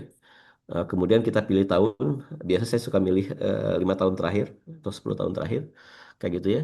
Kemudian kalau udah kita tinggal klik search. Nah, tampilannya seperti ini. Nah, kalau sudah jadi ini kan jadi nih. Udah jadi ya, si papernya banyak. Bagaimana cara nge-save-nya? Ya, kita pilih ini save result gitu ya. Jika ingin melakukan pencarian baru, klik new lagi gitu untuk save eh, search item ini ya, yang ini klik, kemudian klik kanan. Klik kanan nanti nanti save result. Jadi kita misalnya dapat nih, ini klik kanan ya, di sini klik kanan, kemudian save result, simpan dalam bentuk RIS. Kenapa dalam bentuk RIS? Karena RIS ini support untuk confidence, Utasawake sama VOS viewer. Jadi nanti enak kita ya untuk memasukkan ke ke confidence apa Watasewake atau confidence. Nah, kemudian biasanya untuk menemukan lafal literatur, saya menggunakan research question yang di Peacock tadi gitu ya. Kemudian menggunakan keyword string. Keyword stringnya kalau pakai N, ya misalnya vision and perception kita masukin gitu ya. Atau or ya, vision or sight gitu ya. Not kalau N itu berarti yang semua kata vision dan perception dalam satu kata itu keambil. Kalau or vision saja atau sight saja gitu. Kalau not berarti yang ini bukan, tidak diambil kayak gitu. Nah, ada yang bagus kita pakai apa wildcard itu misalnya behave bintang. Maka semua keyword yang ada kalimat behave di awal itu bakal ter-scraping gitu ya. Misalnya behavior, karena ada behave ya. Atau behaviors pakai S. Atau behaving, atau behave. Karena kadang-kadang judul itu kan beda-beda ya. Maka saya suka kadang-kadang suka menggunakan wildcard kayak gitu ya. Ini contohnya eh, memodifikasi ya. Misalnya ada nanti dapat kayak gini tabelnya, Scopusnya berapa gitu ya dari data Scopus. Sekolahnya dapat berapa, PubMed-nya dapat berapa. Nah, ini digabungkan semua teman-teman. Ini keyword yang kita masukkan ya. Ini semua kita gabungkan di kita save dulu dalam bentuk list gitu ya. Kemudian kita gabungkan di Mendeley kalau yang senang pakai Mendeley atau Zotero yang senang pakai Zotero. Nah, tapi kan tadi di mana di Publish Open itu tidak ada Springer kan ya? Yang ada cuman apa ini? Cuman Crossref, Google Scholar, kemudian PubMed, Scopus ya, Web of Science. Nah, kita ambil lagi aja data dari Springer ya. Kan tadi kita udah dapat misalnya dotris dari Scopus, kita udah dapat dotris dari Scholar, kita udah dapat dotris dari PubMed gitu ya. Kita dapat dotris dari Crossref. Nah, kemudian kita pakai tambahkan lagi dari karena di Springer itu banyak paper-paper yang bagus gitu. Nah, caranya sama Smart Automator and Prepared muncul. Nah, nanti ada download nih. Downloadnya tapi kalau si Springer ini hanya support CSV. Nanti kalau di download hasilnya seperti ini nih CSV-nya. Udah ada tuh metadatanya ini meta kan kalau Prisma itu meta analisis ya, muncul di sini publication year, URL, author, ya, nama. Nah, kalau saya ini si .csv juga saya masukkan lagi ke Mendeley dan Zotero untuk digabungkan ya. Nah, contoh ini ya pencarian dari Springer kalau mau cari di Scopus juga boleh seperti ini. Ya, kalau mau cari di Google Scholar juga boleh. Intinya dari data-data yang kita dapatkan tadi simpan kita hasil pencarian literatur itu di Mendeley atau Zotero. Nah, saya biasanya menggunakan Zotero. Tapi sama aja sih ya. Nah, bagaimana cara menggabungkannya? Nah, misalnya kalau saya pakai Zotero, download Zotero, kemudian install juga Chrome Connector, karena enak ya, bisa klik kanan langsung. Nah, nanti si ini yang tadi ini, dot apa ini? Dari Scopus kita dapat. Scopus tinggal langsung masukin aja ke si Zotero. Nah, import ya. Kalau dari Google Scholar gimana ya? Tinggal import juga hasil tulis dari Google Scholar. Kalau dari PubMed ya tinggal gabung. Jadi semua hasil pencarian kita yang tadinya terpisah-pisah ya. Pencarian dari Scopus, pencarian dari PubMed, pencarian dari Scholar terpisah-pisah dari Scopus apa dari Springer ya. Kita gabungkan semua di namanya Reference Manager. Nah, kalau sudah dapat, kita tinggal download .ris-nya. Ya, udah dapat tinggal di save as, kita dapat .ris. Nah, kemudian setelah dapat apa? Nah, kita lakukan filter literatur. Nah, filter literatur macam-macam, teman-teman. Ada tools confidence gitu, ada Watase Wake ya, Watase Wake ini silakan ini namanya lucu ya. Watase Wake ya, Watase Web ID atau confident. Nah, pada kesempatan ini saya menjelaskan pakai Confident ya. Bisa pakai Ryan, bisa pakai Kadima, bisa pakai FI Reviewer. Nah, saya pakai Confidence. Nah, caranya gimana? Biasanya kalau Confidence itu free trialnya untuk 500 screening. Ya nggak apa-apa, ya kita bikin aja 2 kali gitu ya. Misalnya Scopus sama Scholar satu jadi 500 gitu. Terus Springer sama itu 500, nanti kita gabung lagi. Kayak gitu. Nah, langkah penggunaannya masuk ke Confidence, klik free trial, ya, sign up biasa, ya, masukkan nanti karena freemium ya, kita jatahnya cuma dapat 1 review ya. Pelit banget ini ya. Jadi kalau mau, kalau udah habis 1 reviewnya ya udah bikin lagi email baru gitu ya. Habis ya bikin lagi email baru. Kita punya banyak email jadinya ya. Ya. Nah, caranya bagaimana? Kita ini tampilan confidence seperti ini. Jadi tampilan confidence itu ada review setting gitu ya. Kemudian reviewers kalau kita ingin reviewnya lebih dari 2 orang gitu ya. Lebih dari 1 orang, ini tim settingnya apa yang bisa dilakukan sama teman kita, eligibility kriteria, ini studi text kayak gitu. Nah, kemudian kita masukkan nama literatur review yang akan kita lakukan, ya, review tipnya nanti pilih, kan ini bisa milih. Kita pilih systematic review, kemudian area of research-nya nanti kita pilih yang sesuai dengan kita. Nah, ini bisa dipilih, dipilih kayak gitu ya. Nah, setelah beres, baru masuk ke eh, ini masuk ke tab, klik tab reviewer. Ini klik tab reviewer. Kalau ini kan tadi tabnya tab ini ya. Kemudian pilih tab reviewer. Kemudian jika ingin menambah reviewer, tinggal invite emailnya di sini. Misalnya kita kan nulis literatur review bertiga gitu ya, karena ingin men-screening dari 1.000 paper. Ya kita bisa invite teman kita lewat email kita di sini. Atau klik tim setting ini jika review lebih dari 1 orang ya. Nah, nanti bisa kasih rule everyone can do anything ya, atau manage rule dan lain-lain. Biasanya saya sama mahasiswa saya melakukan kayak gini. Jadi saya invite mahasiswa saya untuk bantu membuat screening awal. Nah, kemudian masuk ke eligibility kriteria. Ini penting. Eligibility kriteria itu tombolnya di sini. Eligibility kriteria itu yang tadi saya sebutkan ya. Ada peacock ini, ada populationnya siapa gitu ya. Kita isi, misalnya populationnya children and adult, atau any gender, any age. Misalnya kita masukkan biar lebih spesifik gitu ya. Biar kita nggak capek ngefilter beberapa kali. Kebanyakan orang pakai confident itu masukin langsung aja jebret pilih satu-satu kan sayang gitu. Kalau udah dipilih di eligible kriteria ini, otomatis tadi yang kesaring yang hanya ini aja. Ya, kemudian pilih di intervention misalnya intervention misalnya ini untuk ini ya, misalnya vitamin C dan lain. Terus kemudian kita pilih komparatornya siapa. Kemudian nih, lihat ya, kemudian ini diisi. Pak kalau nggak diisi boleh nggak? Boleh. Kalau nggak diisi juga nggak.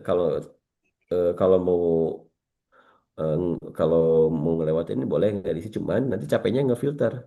Semakin banyak isian kita, maka semakin fokus sistematik literatur review.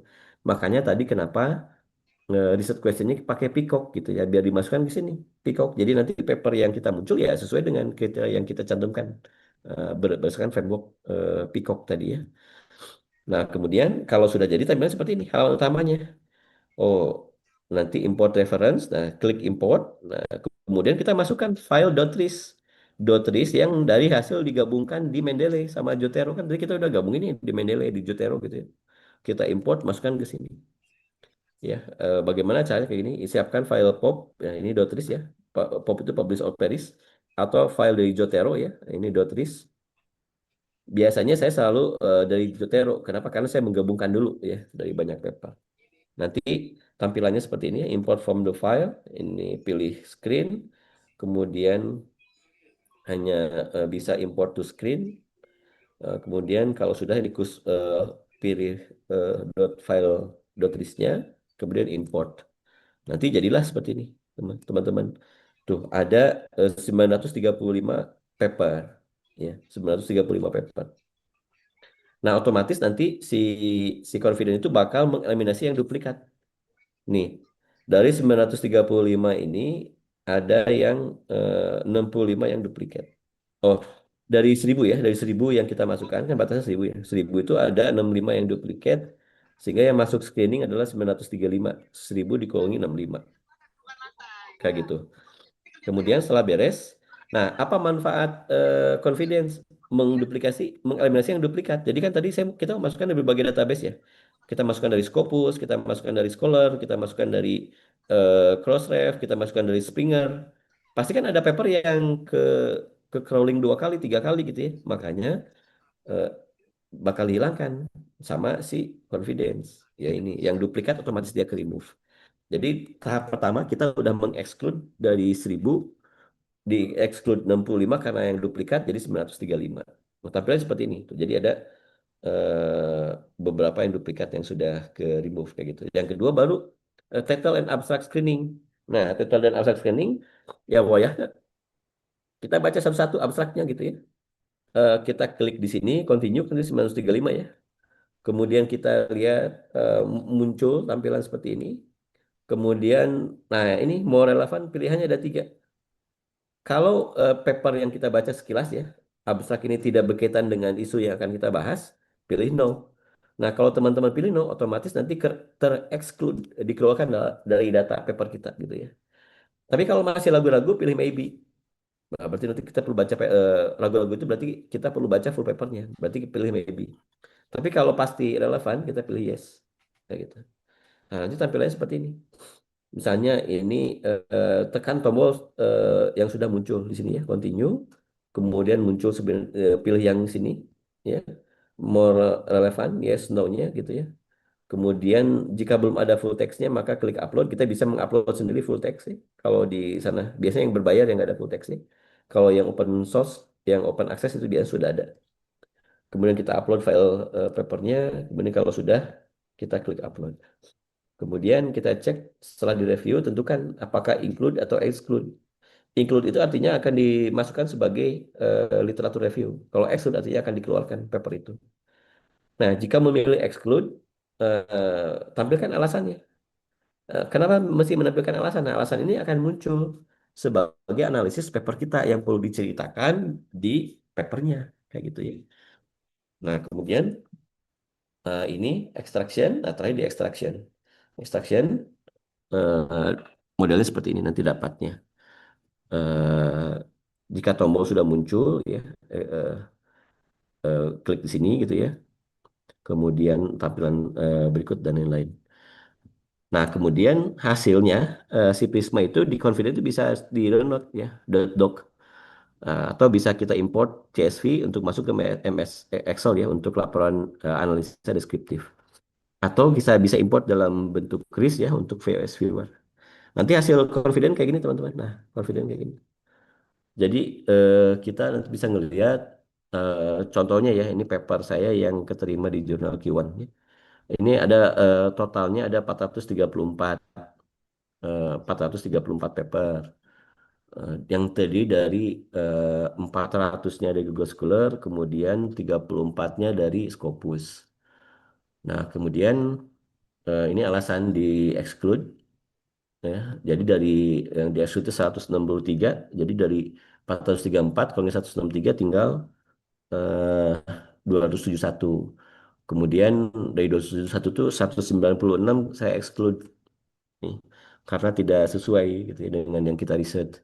Sisa 73. Nah, dari 73 eh sisa 75 gitu ya. Kemudian dari 75 ini ternyata yang tidak sesuai itu 61. Jadi sisa 14 paper. Nah, kan jadi kita valid nih. Dari 434 paper, kita pilih 14 paper. Nah, alasan seperti ini. Ini biasanya tidak langsung tempel mentah ya. Saya gambar ulang. Gambar ulang. Jadi dari 434 paper yang diterima dari Scopus 34, dari Scholar 400, ya, yang duplikat itu ada 163, jadi sisa 271. Dari 271 itu ada paper yang tidak relevan dengan yang kita bahas, 196 paper, jadi sisa 75. Dari 75 ini yang beda outcome-nya 44 kita eliminasi gitu, yang studi desainnya beda. beda gitu, 16. Yang tidak dapat di-download satu. Jadi ada segini, sisanya 14. Dari 14 itulah kita buatkan literatur reviewnya. Nah ini jurnal paper kemarin ya, yang jurnal Q1. Jadi meskipun ini original research, tapi saya gunakan literatur review dulu. Nah ini SLR. Jadi kita di ketika eh, bilang ke auditornya itu kita ngejelasin nge-state di sini tuh. Our research is unique compared to prior paper science we have used novel approach ya dengan menggunakan induktif kapasitif ini. Nah, kita jelaskan oh ini 14 paper yang tadi, 14 paper yang udah yang beririsan dengan riset kita ya. Tipe sensornya apa, kemudian meter type-nya apa, communication metodenya apa, transfer standarnya apa, aplikasinya apa. Nah, sehingga kita valid ketika bilang state of the art research kita itu apa gitu. Karena kita objektif ya dari 434 paper, sisa 14 paper. 14 itu gambar. Atau contoh lain ini, contoh lain paper ini Q2 gitu ya. Misalnya ini ada dari Google Scholar dapat 600, dari Scopus 10 gitu ya, Interplay Explorer 22, Science Direct 475.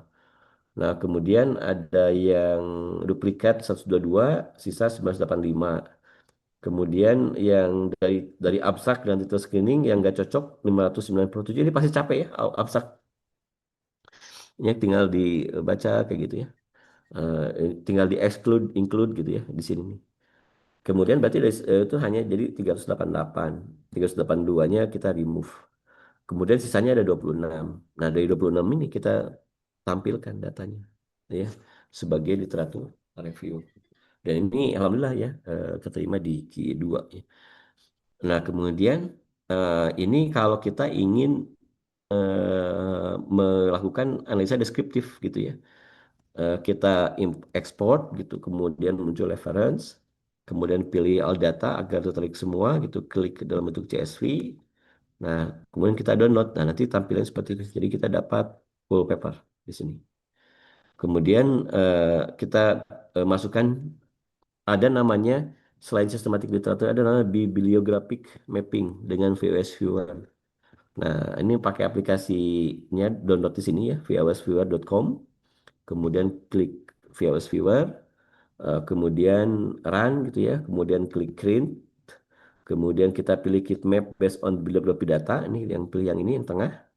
Kemudian kita pilih yang read data from ref manager file, ini biasanya RIS ya.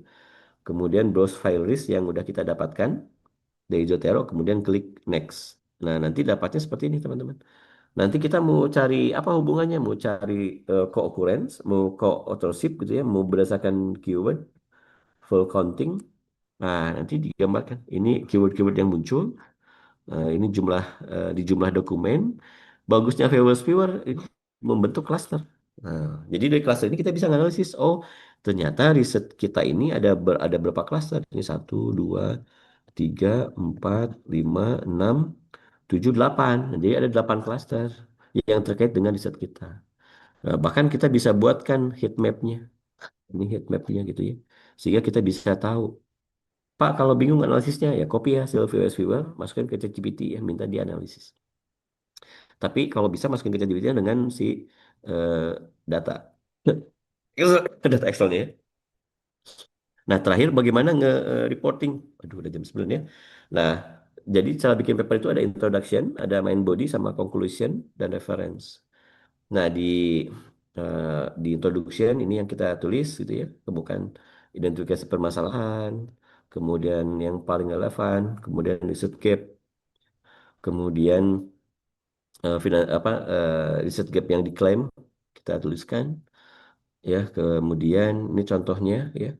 Nah, setiap gambar ini descriptive finding. Nah, ini kalau pakai Excel ya.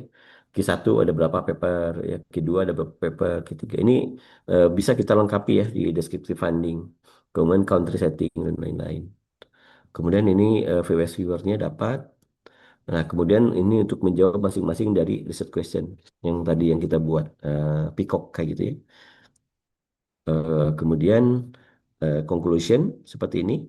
Di conclusion itu sampaikan tujuan penelitian, eh, s- sampaikan poin-poin penting dan tambahkan keterbatasan penelitian. Ya, ini limitation. Nah, kemudian abstrak ya, 10 sampai 150 kata aja. Ini biasanya kita ambil fungsi abstrak untuk mengkomunikasikan kontribusi yang dari penelitian gitu ya. Nah, terakhir biasanya untuk memastikan research gap, saya pakai connected paper atau tadi ini belum ditambahkan ya, sama yang namanya tadi konsensus ya. Ini konsensus ini cukup powerful. Dan satu lagi adalah Scopus AI. Kalau kampusnya berlangganan Scopus AI, wah itu mantap banget. Kemudian kita penting untuk memeriksa tingkat plagiarisme, ya bisa pakai Turnitin untuk mengecek similarity dan mengecek AI gitu ya. Bisa juga menggunakan Authenticated. Nah, kemudian untuk citasi dan referensi saya menggunakan Jotero, bisa mendelay gitu ya. Untuk kesesuaian translasi, biasanya saya menggunakan Grammarly gitu ya. Tapi sekarang ChatGPT udah bagus banget ya untuk bahasa Inggrisnya.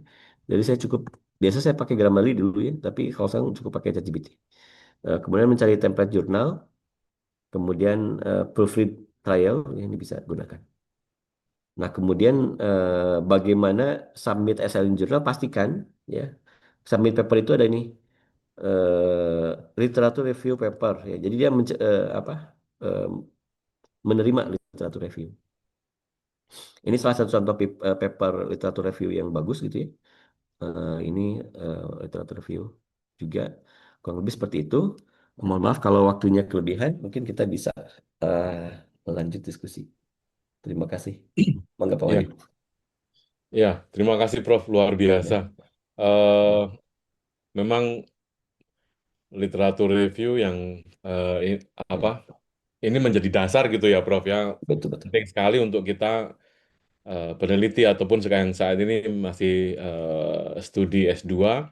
Ini menjadi dasar untuk penelitian. Tadi Prof. Hanif sudah menjelaskan secara detail terkait dengan bagaimana menentukan bidang area atau topiknya seperti apa sampai pada akhirnya jadi paper, sebuah paper. Tapi memang banyak tool yang memang kemudian bisa dipakai gitu ya, Ya, ya. Prof. Ya tadi. Baik, semakin malam ini semakin menarik ya, Prof. Mungkin Siap-siap. eh, dari teman-teman mahasiswa ada yang mau ditanyakan, baik yang dari Telium maupun yang dari UMDP.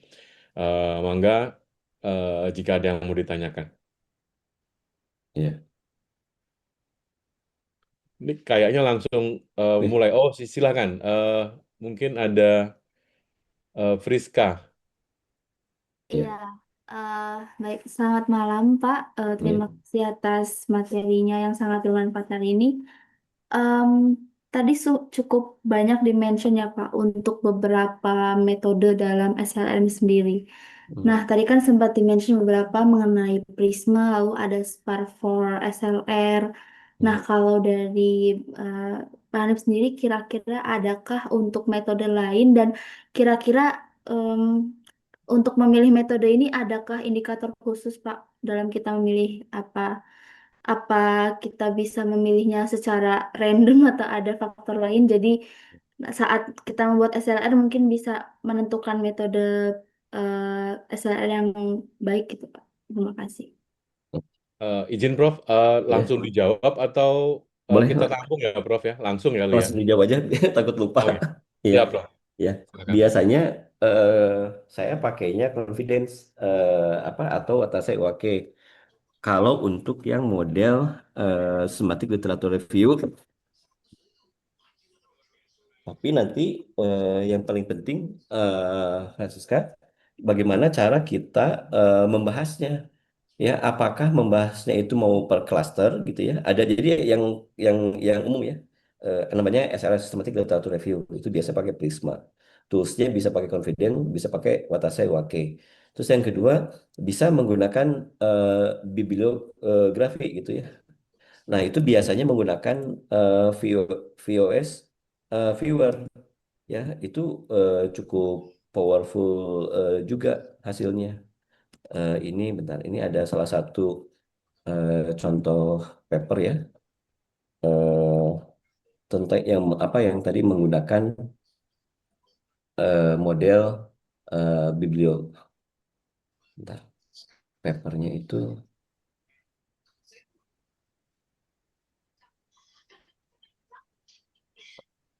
nah, Nah, di sini dia enaknya pakai VWSWR ya untuk namanya pendekatan. Bentar, ini loading internetnya.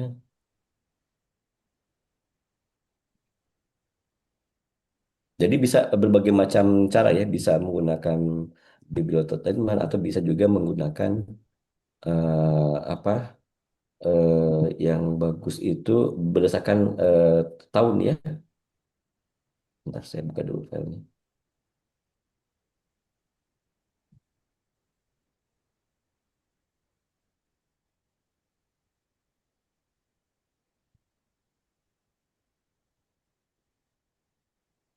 Nah, oke, saya buka satu-satu dulu.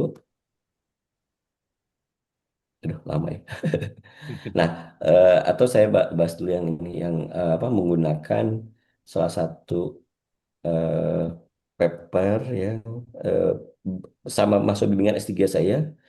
Ini alhamdulillah ya, kemarin terbit di jurnal Ki Ki 1 apa Ki 2 saya lupa ini.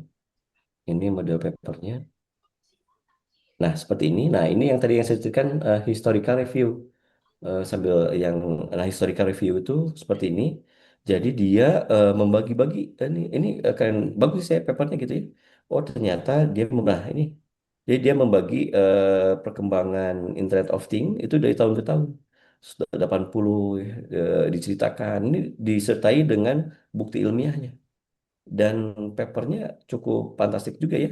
Karena dia bisa memetakan masalah dari tiap tahun si IoT ini bekerja gitu ya. Layar ini salah satu yang kita sebut dengan nah ini eh, protokol ya IoT Architecture Revolution dari 2008 itu apa sih isunya? Oh ini. Kemudian security-nya oh nggak dibahas 2008 nggak penting. Yang penting eh, terkoneksi aja kayak gitu. Terus 2010 ini yang dibahas. Mulai ada beberapa layar yang mulai ngebahas ini. Kemudian 2011 apa gitu. Kemudian 2012, 2013 sampai terakhir 2018. Nah ini bagus. Ini model literatur review eh, yang gaya pembahasannya historical review. Ya historical review, tapi tetap aja cara pengumpulannya ya pakai Prisma tadi pakai metode diambil datanya pakai publish or perish, tetapi cara membahasnya, cara pandang membahasnya itu adalah kita menggunakan historical, perjalanan dari tahun ke tahun. Nah, kemudian ini yang kedua, ini paper yang kemarin juga sama dengan masuk bimbingan S3 saya di Unpad. Nah, ya ini jadi ada namanya bibliometrik ya, bibliometrik. Bibliometrik itu biasanya pakai VOS viewer. Jadi ada macam ada bibliometrik, ada yang pakai metadata, nah ini.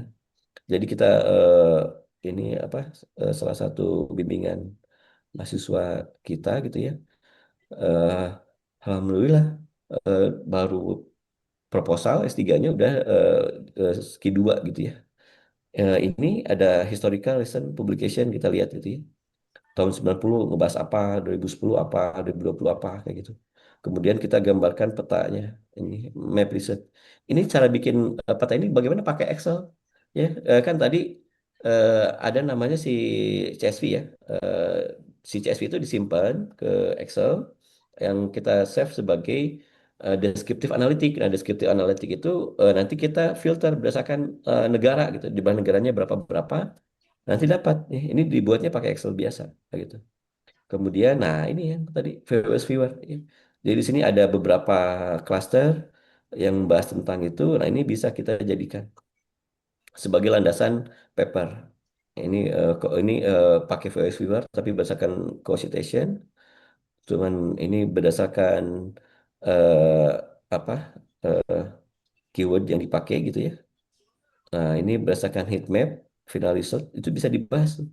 Tuh, yang kayak gitu. Nah, ciri dari literatur review itu selalu suka banyak papernya.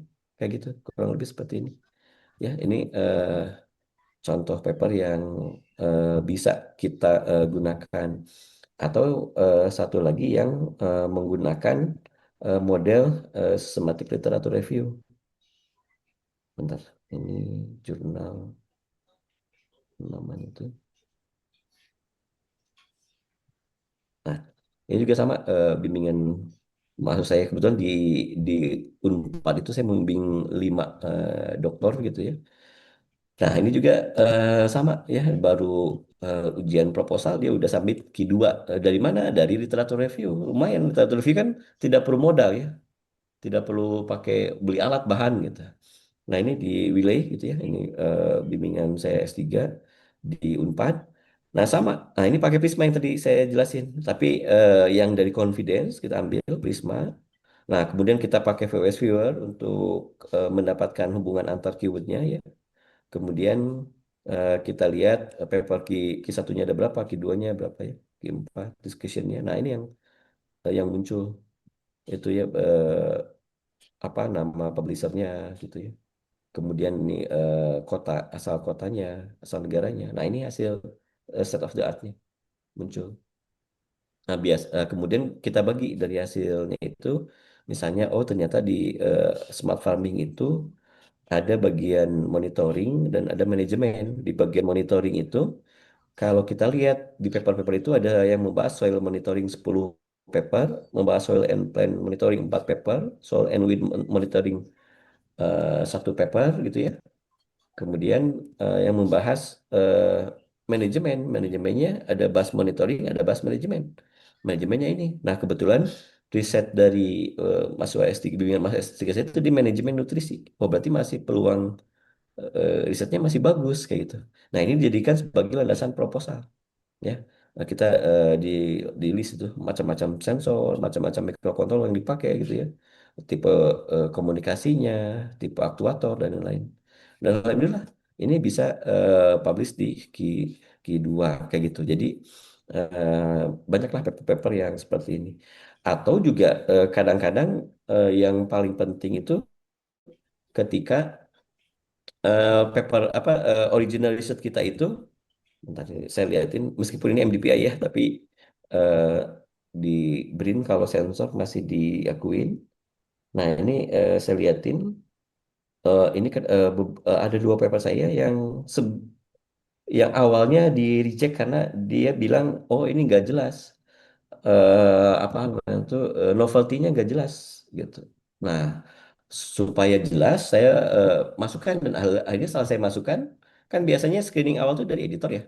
Kalau editornya bilang ini nggak ada novelty-nya, ya udah kita di reject di awal. Nah, ketika saya buat, nah ini bersama mahasiswa, ini mahasiswa S1 ya, mahasiswa S1 bimbingan saya, S1 udah paper Q1 ya, paper Q1. Nah, ini keyword yang dipakai, database Scopus, kita ada 4 gitu ya, ini dipakainya. Nah, kita gambarkan ini, kemudian kita buatkan apa, set of the art-nya. Nah, terakhir kita jelaskan apa fungsinya. Nah, itu alhamdulillah ya. Ini setelah kita jelaskan maknanya, paper ini akhirnya accepted kayak gitu. Jadi systematic literature review itu bisa dibuat satu paper khusus atau bisa dibuat sebagai satu subbagian dari apa, dari literatur eh, dari introduction ya. Itu bisa memudahkan kita untuk mengklaim bahwa ini loh novelty-nya gitu, dan susah dibantah gitu kalau pakai Prisma ya. Mudah-mudahan kebayang Andalusia. Ya, Prof, izin Prof. Hmm? Apakah nanti slide-nya boleh Boleh, di-share, boleh, Prof? boleh, Oke, nanti Prof. saya share ke Pak Muharman mungkin ya, atau saya nanti Prof Muharman yang kirim. Ya, oke, Prof. Mungkin Prof satu lagi Prof, tapi sebelumnya mungkin berkenan untuk yang bertanya open kamera, jadi dan asalnya dari mana mungkin ya, biar biar Ya, kita bisa tahu sedikit posisinya. ya, Mungkin satu lagi ya Prof ya, boleh, boleh. izin Prof. Ya, silakan untuk Aditya Lapua. Baik, terima kasih banyak Pak Sudrajat. Ya, Prof. Hanif, selamat malam. Perkenalkan, nama saya Aditya. Ya, Saya kebetulan Prof. dan Pak Wahyu, mohon izin saya dari luar Telkom. Saya dapat link ini dari teman-teman yang lain, kemudian saya ikut pelatihan pada malam hari ini. Saya dari Undip, Pak, Universitas hmm, Diponegoro. Ya, saat ini saya lagi menempuh program doktor untuk sistem informasi. Jadi saya melihat topik malam ini menarik, jadi saya coba ikut. Dan memang apa yang saya dapatkan selama kurang lebih 1,5 jam tadi daging semua kalau bisa saya Hmm, katakan. ya, makasih. Saya izin Prof, saya punya 2 pertanyaan untuk malam Hmm, hari ini. Yang saya ikuti dari pertama tadi adalah terkait penentuan kata kunci. Kalau kita lihat dari yang Prof sampaikan tadi, contohnya adalah hmm, smart water meter ya. hmm, Itu seberapa spesifik Prof ketika kita mau menggali topik untuk topik SLR kita. Karena apakah hmm, kita cukup sampai seumum itu, apa harus kita dive lebih ya, dalam lagi untuk cari tahu. Misalnya contohnya saya pengen ke area tourism information system. hmm, Cukup ke tourism recommender system. Apakah cukup di recommender system aja apa perlu dengan kata kunci tourismnya? hmm, Itu yang pertama. Kemudian yang terkait grafik dan juga picture yang kemudian kita akan tampilkan ke dalam reporting di paper SLR itu sendiri. Apakah ada ketentuan khusus ataukah kita cukup mengikuti template yang diberikan oleh jurnal yang kemudian menerima paper SLR tersebut hmm, dengan kreasi bentuk visualisasi yang kemudian dapat kita sesuaikan untuk memperkuat dan memperjelas temuan kita di dalam hmm. SLR itu sendiri. Itu aja sih mungkin Prof. Terima Oke, kasih. terima kasih Mas Aditya, luar biasa pertanyaannya. Ya, Iya. mudah-mudahan lancar studi doktornya. Amin Prof. Amin. Ya, lumayan sekarang banyak banget tools ya. Satu lagi nih, tadi saya ngasih contoh smart water meter dari umum. Jadi kita emang cari umum dulu ya, Ya. umum. Dari umum tuh nanti muncul gap-gap yang menarik gitu. Nah, yang dijadikan studi stat literatur review, yang bagian dalamnya, yang bagian dalamnya kayak gitu. Nah, contoh ketika di paper yang jurnal ini Q1 gitu ya. Setelah kita cari, oh ternyata ini dapatnya, contoh ini nih. eh, oh, ini, bentar ini bukan versi terakhir ternyata, bentar.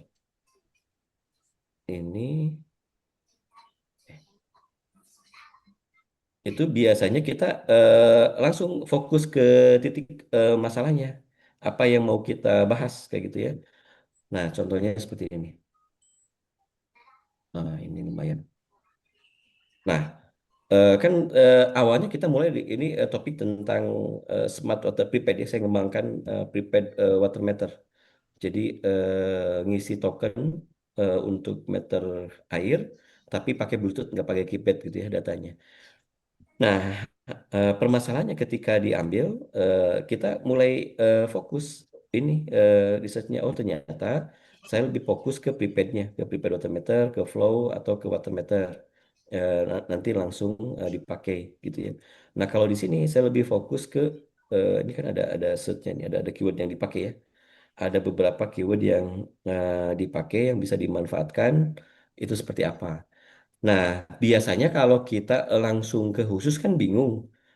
Baiknya ke yang umum dulu. Nah, tadi saya lupa ya, ini yang bagian Scopusnya belum tercapai. Saya coba ini ya, share dulu bentar. Nah, ini yang menarik ini. Satu lagi yang mau saya tampilkan ya, ini kunci juga gitu ya. Nah, kalau yang eh, setiap kampus kan insya Allah ya berlangganan Scopus mungkin gitu ya. Nah, ini ada Scopus AI ini yang baru nih. Oh ini luar biasa ya.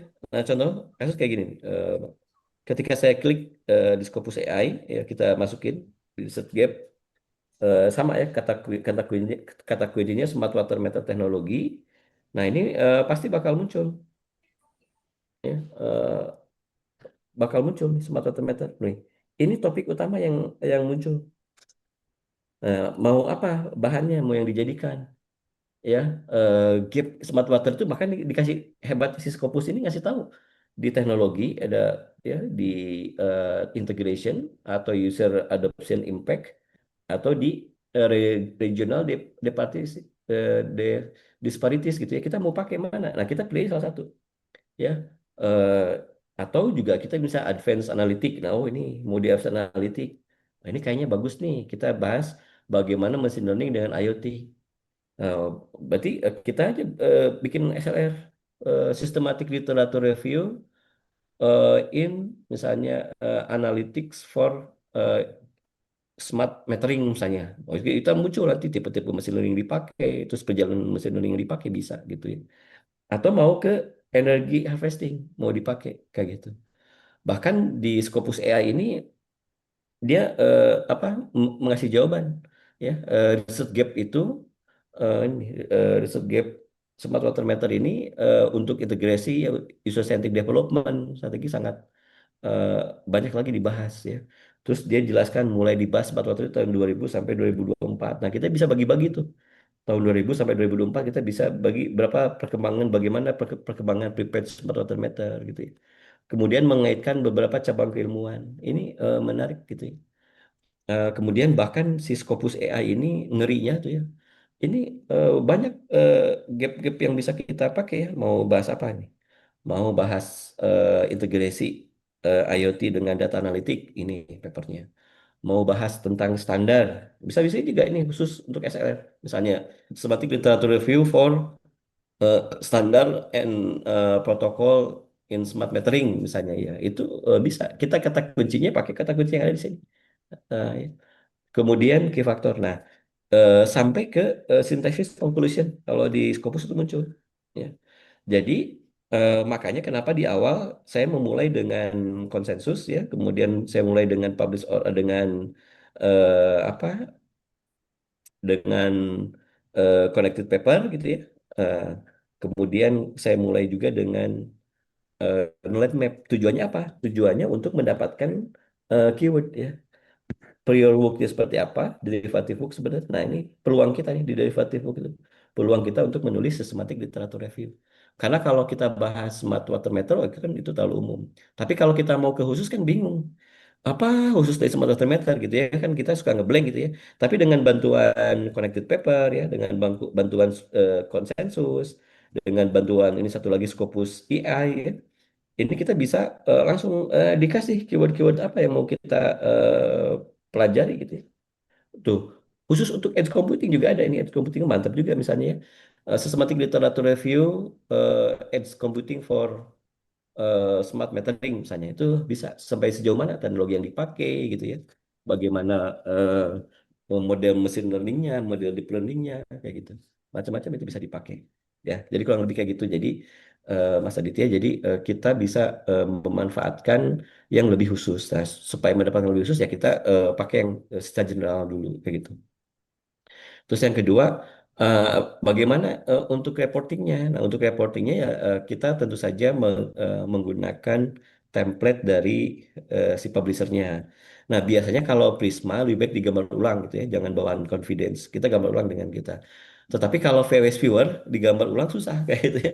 Karena itu modelnya udah model Grab gitu. Justru tampilin aja kan bagus nanti disebutkan di metodenya bahwa static literature review ini menggunakan metode Prisma ya dengan tools yang digunakan publish or perish satu ya untuk mendapatkan banyak gambar banyak paper yang diambil dari berbagai macam database Scopus sekian, Google Scholar sekian, PubMed sekian, Crossref sekian. Terus yang kedua untuk proses filteringnya kita menggunakan confidence. Yang ketiga untuk membahas cluster penelitian kita bahas menggunakan connected paper. VOS viewer itu dijelaskan. Cuman biasanya kalau saya gambar ulang tuh yang model Prisma biar nggak terlalu umum. Tapi kalau hasil VOS viewer ya, hasil dari connected paper, hasil dari open knowledge map itu mah nggak apa-apa. Dipakai aja langsung kayak gitu. Mudah-mudahan bisa menjawab Mas Adi. Siap. Terima kasih banyak, Hmm. Bro. Dan ini satu lagi nih Scopus AI ya. Mudah-mudahan ini keren banget ya Scopus. Dan ini pasti eh, nggak seperti ChatGPT ya. Ini pasti valid ya semua dari database Scopus. Kalau namanya juga Scopus ini udah matematik sumber-sumber papernya itu udah dikasih ya. Nah, bagaimana biasanya tertarik di edge computing ya? Tinggal download aja semua paper ini gitu ya. Suruh ChatGPT baca satu-satu ya. Misalnya paper nomor 64. Ya, nanti kalau diklik di Scopusnya itu muncul link papernya gitu ya. Pelajari paper ini, cantumkan metodologi, result, limitation, and key finding dari paper ini. Sama juga, nih, dengan problem yang sama gunakan. Terakhir, ya dari hasil diskusi di atas, buatkan tabel set of the art. Nah, itu model eh, yang yang lebih baik kita membantu ChatGPT seperti itu. Jadi jangan sampai pakai ChatGPT itu misalnya, buatkan latar belakang, buatkan metodologi, buatkan ini, tapi kita nggak dikasih bahannya gitu si ChatGPT. Nah biasanya dia suka halu ya, hallucination atau bias ya, karena menjawab berdasarkan database yang dia miliki. Meskipun ya di ChatGPT 5 itu sekarang tanpa yang ada di knowledge base juga, kalau kita sentumkan cari berdasarkan literatur yang valid, dia udah mulai scraping ya, nge-search ke web. Kalau yang ChatGPT 5 ya itu lebih lebih lebih valid juga sih hasilnya. Kurang lebih seperti itulah Mas Aditya, mudah-mudahan mendapatkan gambaran dan insight. Ya, baik Prof. Nggak kerasa nih Prof. Ini sudah jam 10. Enggak Ya, sempat. memang menarik sih. Tapi izin ya Prof ya, nanti mungkin pertama tadi materi, kedua nanti mungkin kalau teman-teman baik yang di Palembang ataupun yang ya yang di Palembang mungkin khususnya karena mungkin jauh jarak, kalau nanti kontak-kontak untuk diskusi boleh ya Boleh, Prof ya. boleh silakan Oke, silakan.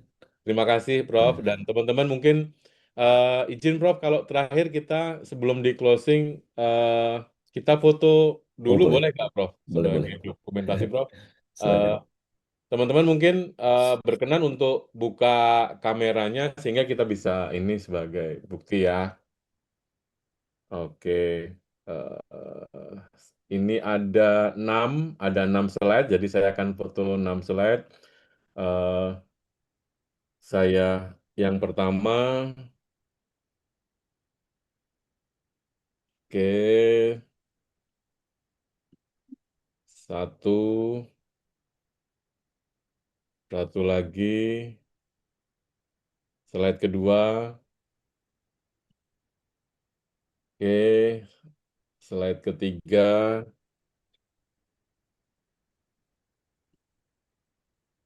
oke, slide keempat, oke, dua lagi, satu lagi, sebentar. Eh, Slide ke terakhir, izin. Eh, iya, oke. Teman-teman, mungkin terakhir kita berikan applause buat Prof. Hanif. Terima kasih atas Terima kasih. Makasih, eh, Bro. terima kasih Prof. atas ilmunya.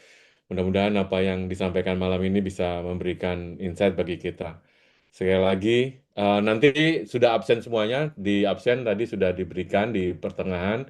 Mudah-mudahan bisa masuk dan kemudian kalau materi nanti bisa kontak ke saya untuk yang di Palembang, untuk yang di eh, mana untuk yang di Telyu mungkin bisa dengan Prof. Muharman ya. Ya. Mungkin itu eh, terima kasih sekali lagi atas waktunya dan nanti di minggu yang berikutnya di tanggal berikutnya itu sebagai informasi nanti eh, ada dari MDP, dari Dr. Mardiani SSI MTI, yaitu materinya adalah metode kuantitatif sistem informasi, tanggal 27 Oktober jam 8 lagi. Baik, mungkin itu. Sekali lagi terima kasih Prof. dan teman-teman. Salam sehat dan terima kasih Terima Tuhan kasih, Yesus. Prof. Ya, sama-sama. Terima Terima kasih. kasih. Terima kasih, Prof. Assalamualaikum warahmatullahi wabarakatuh. Waalaikumsalam. Terima kasih, Prof.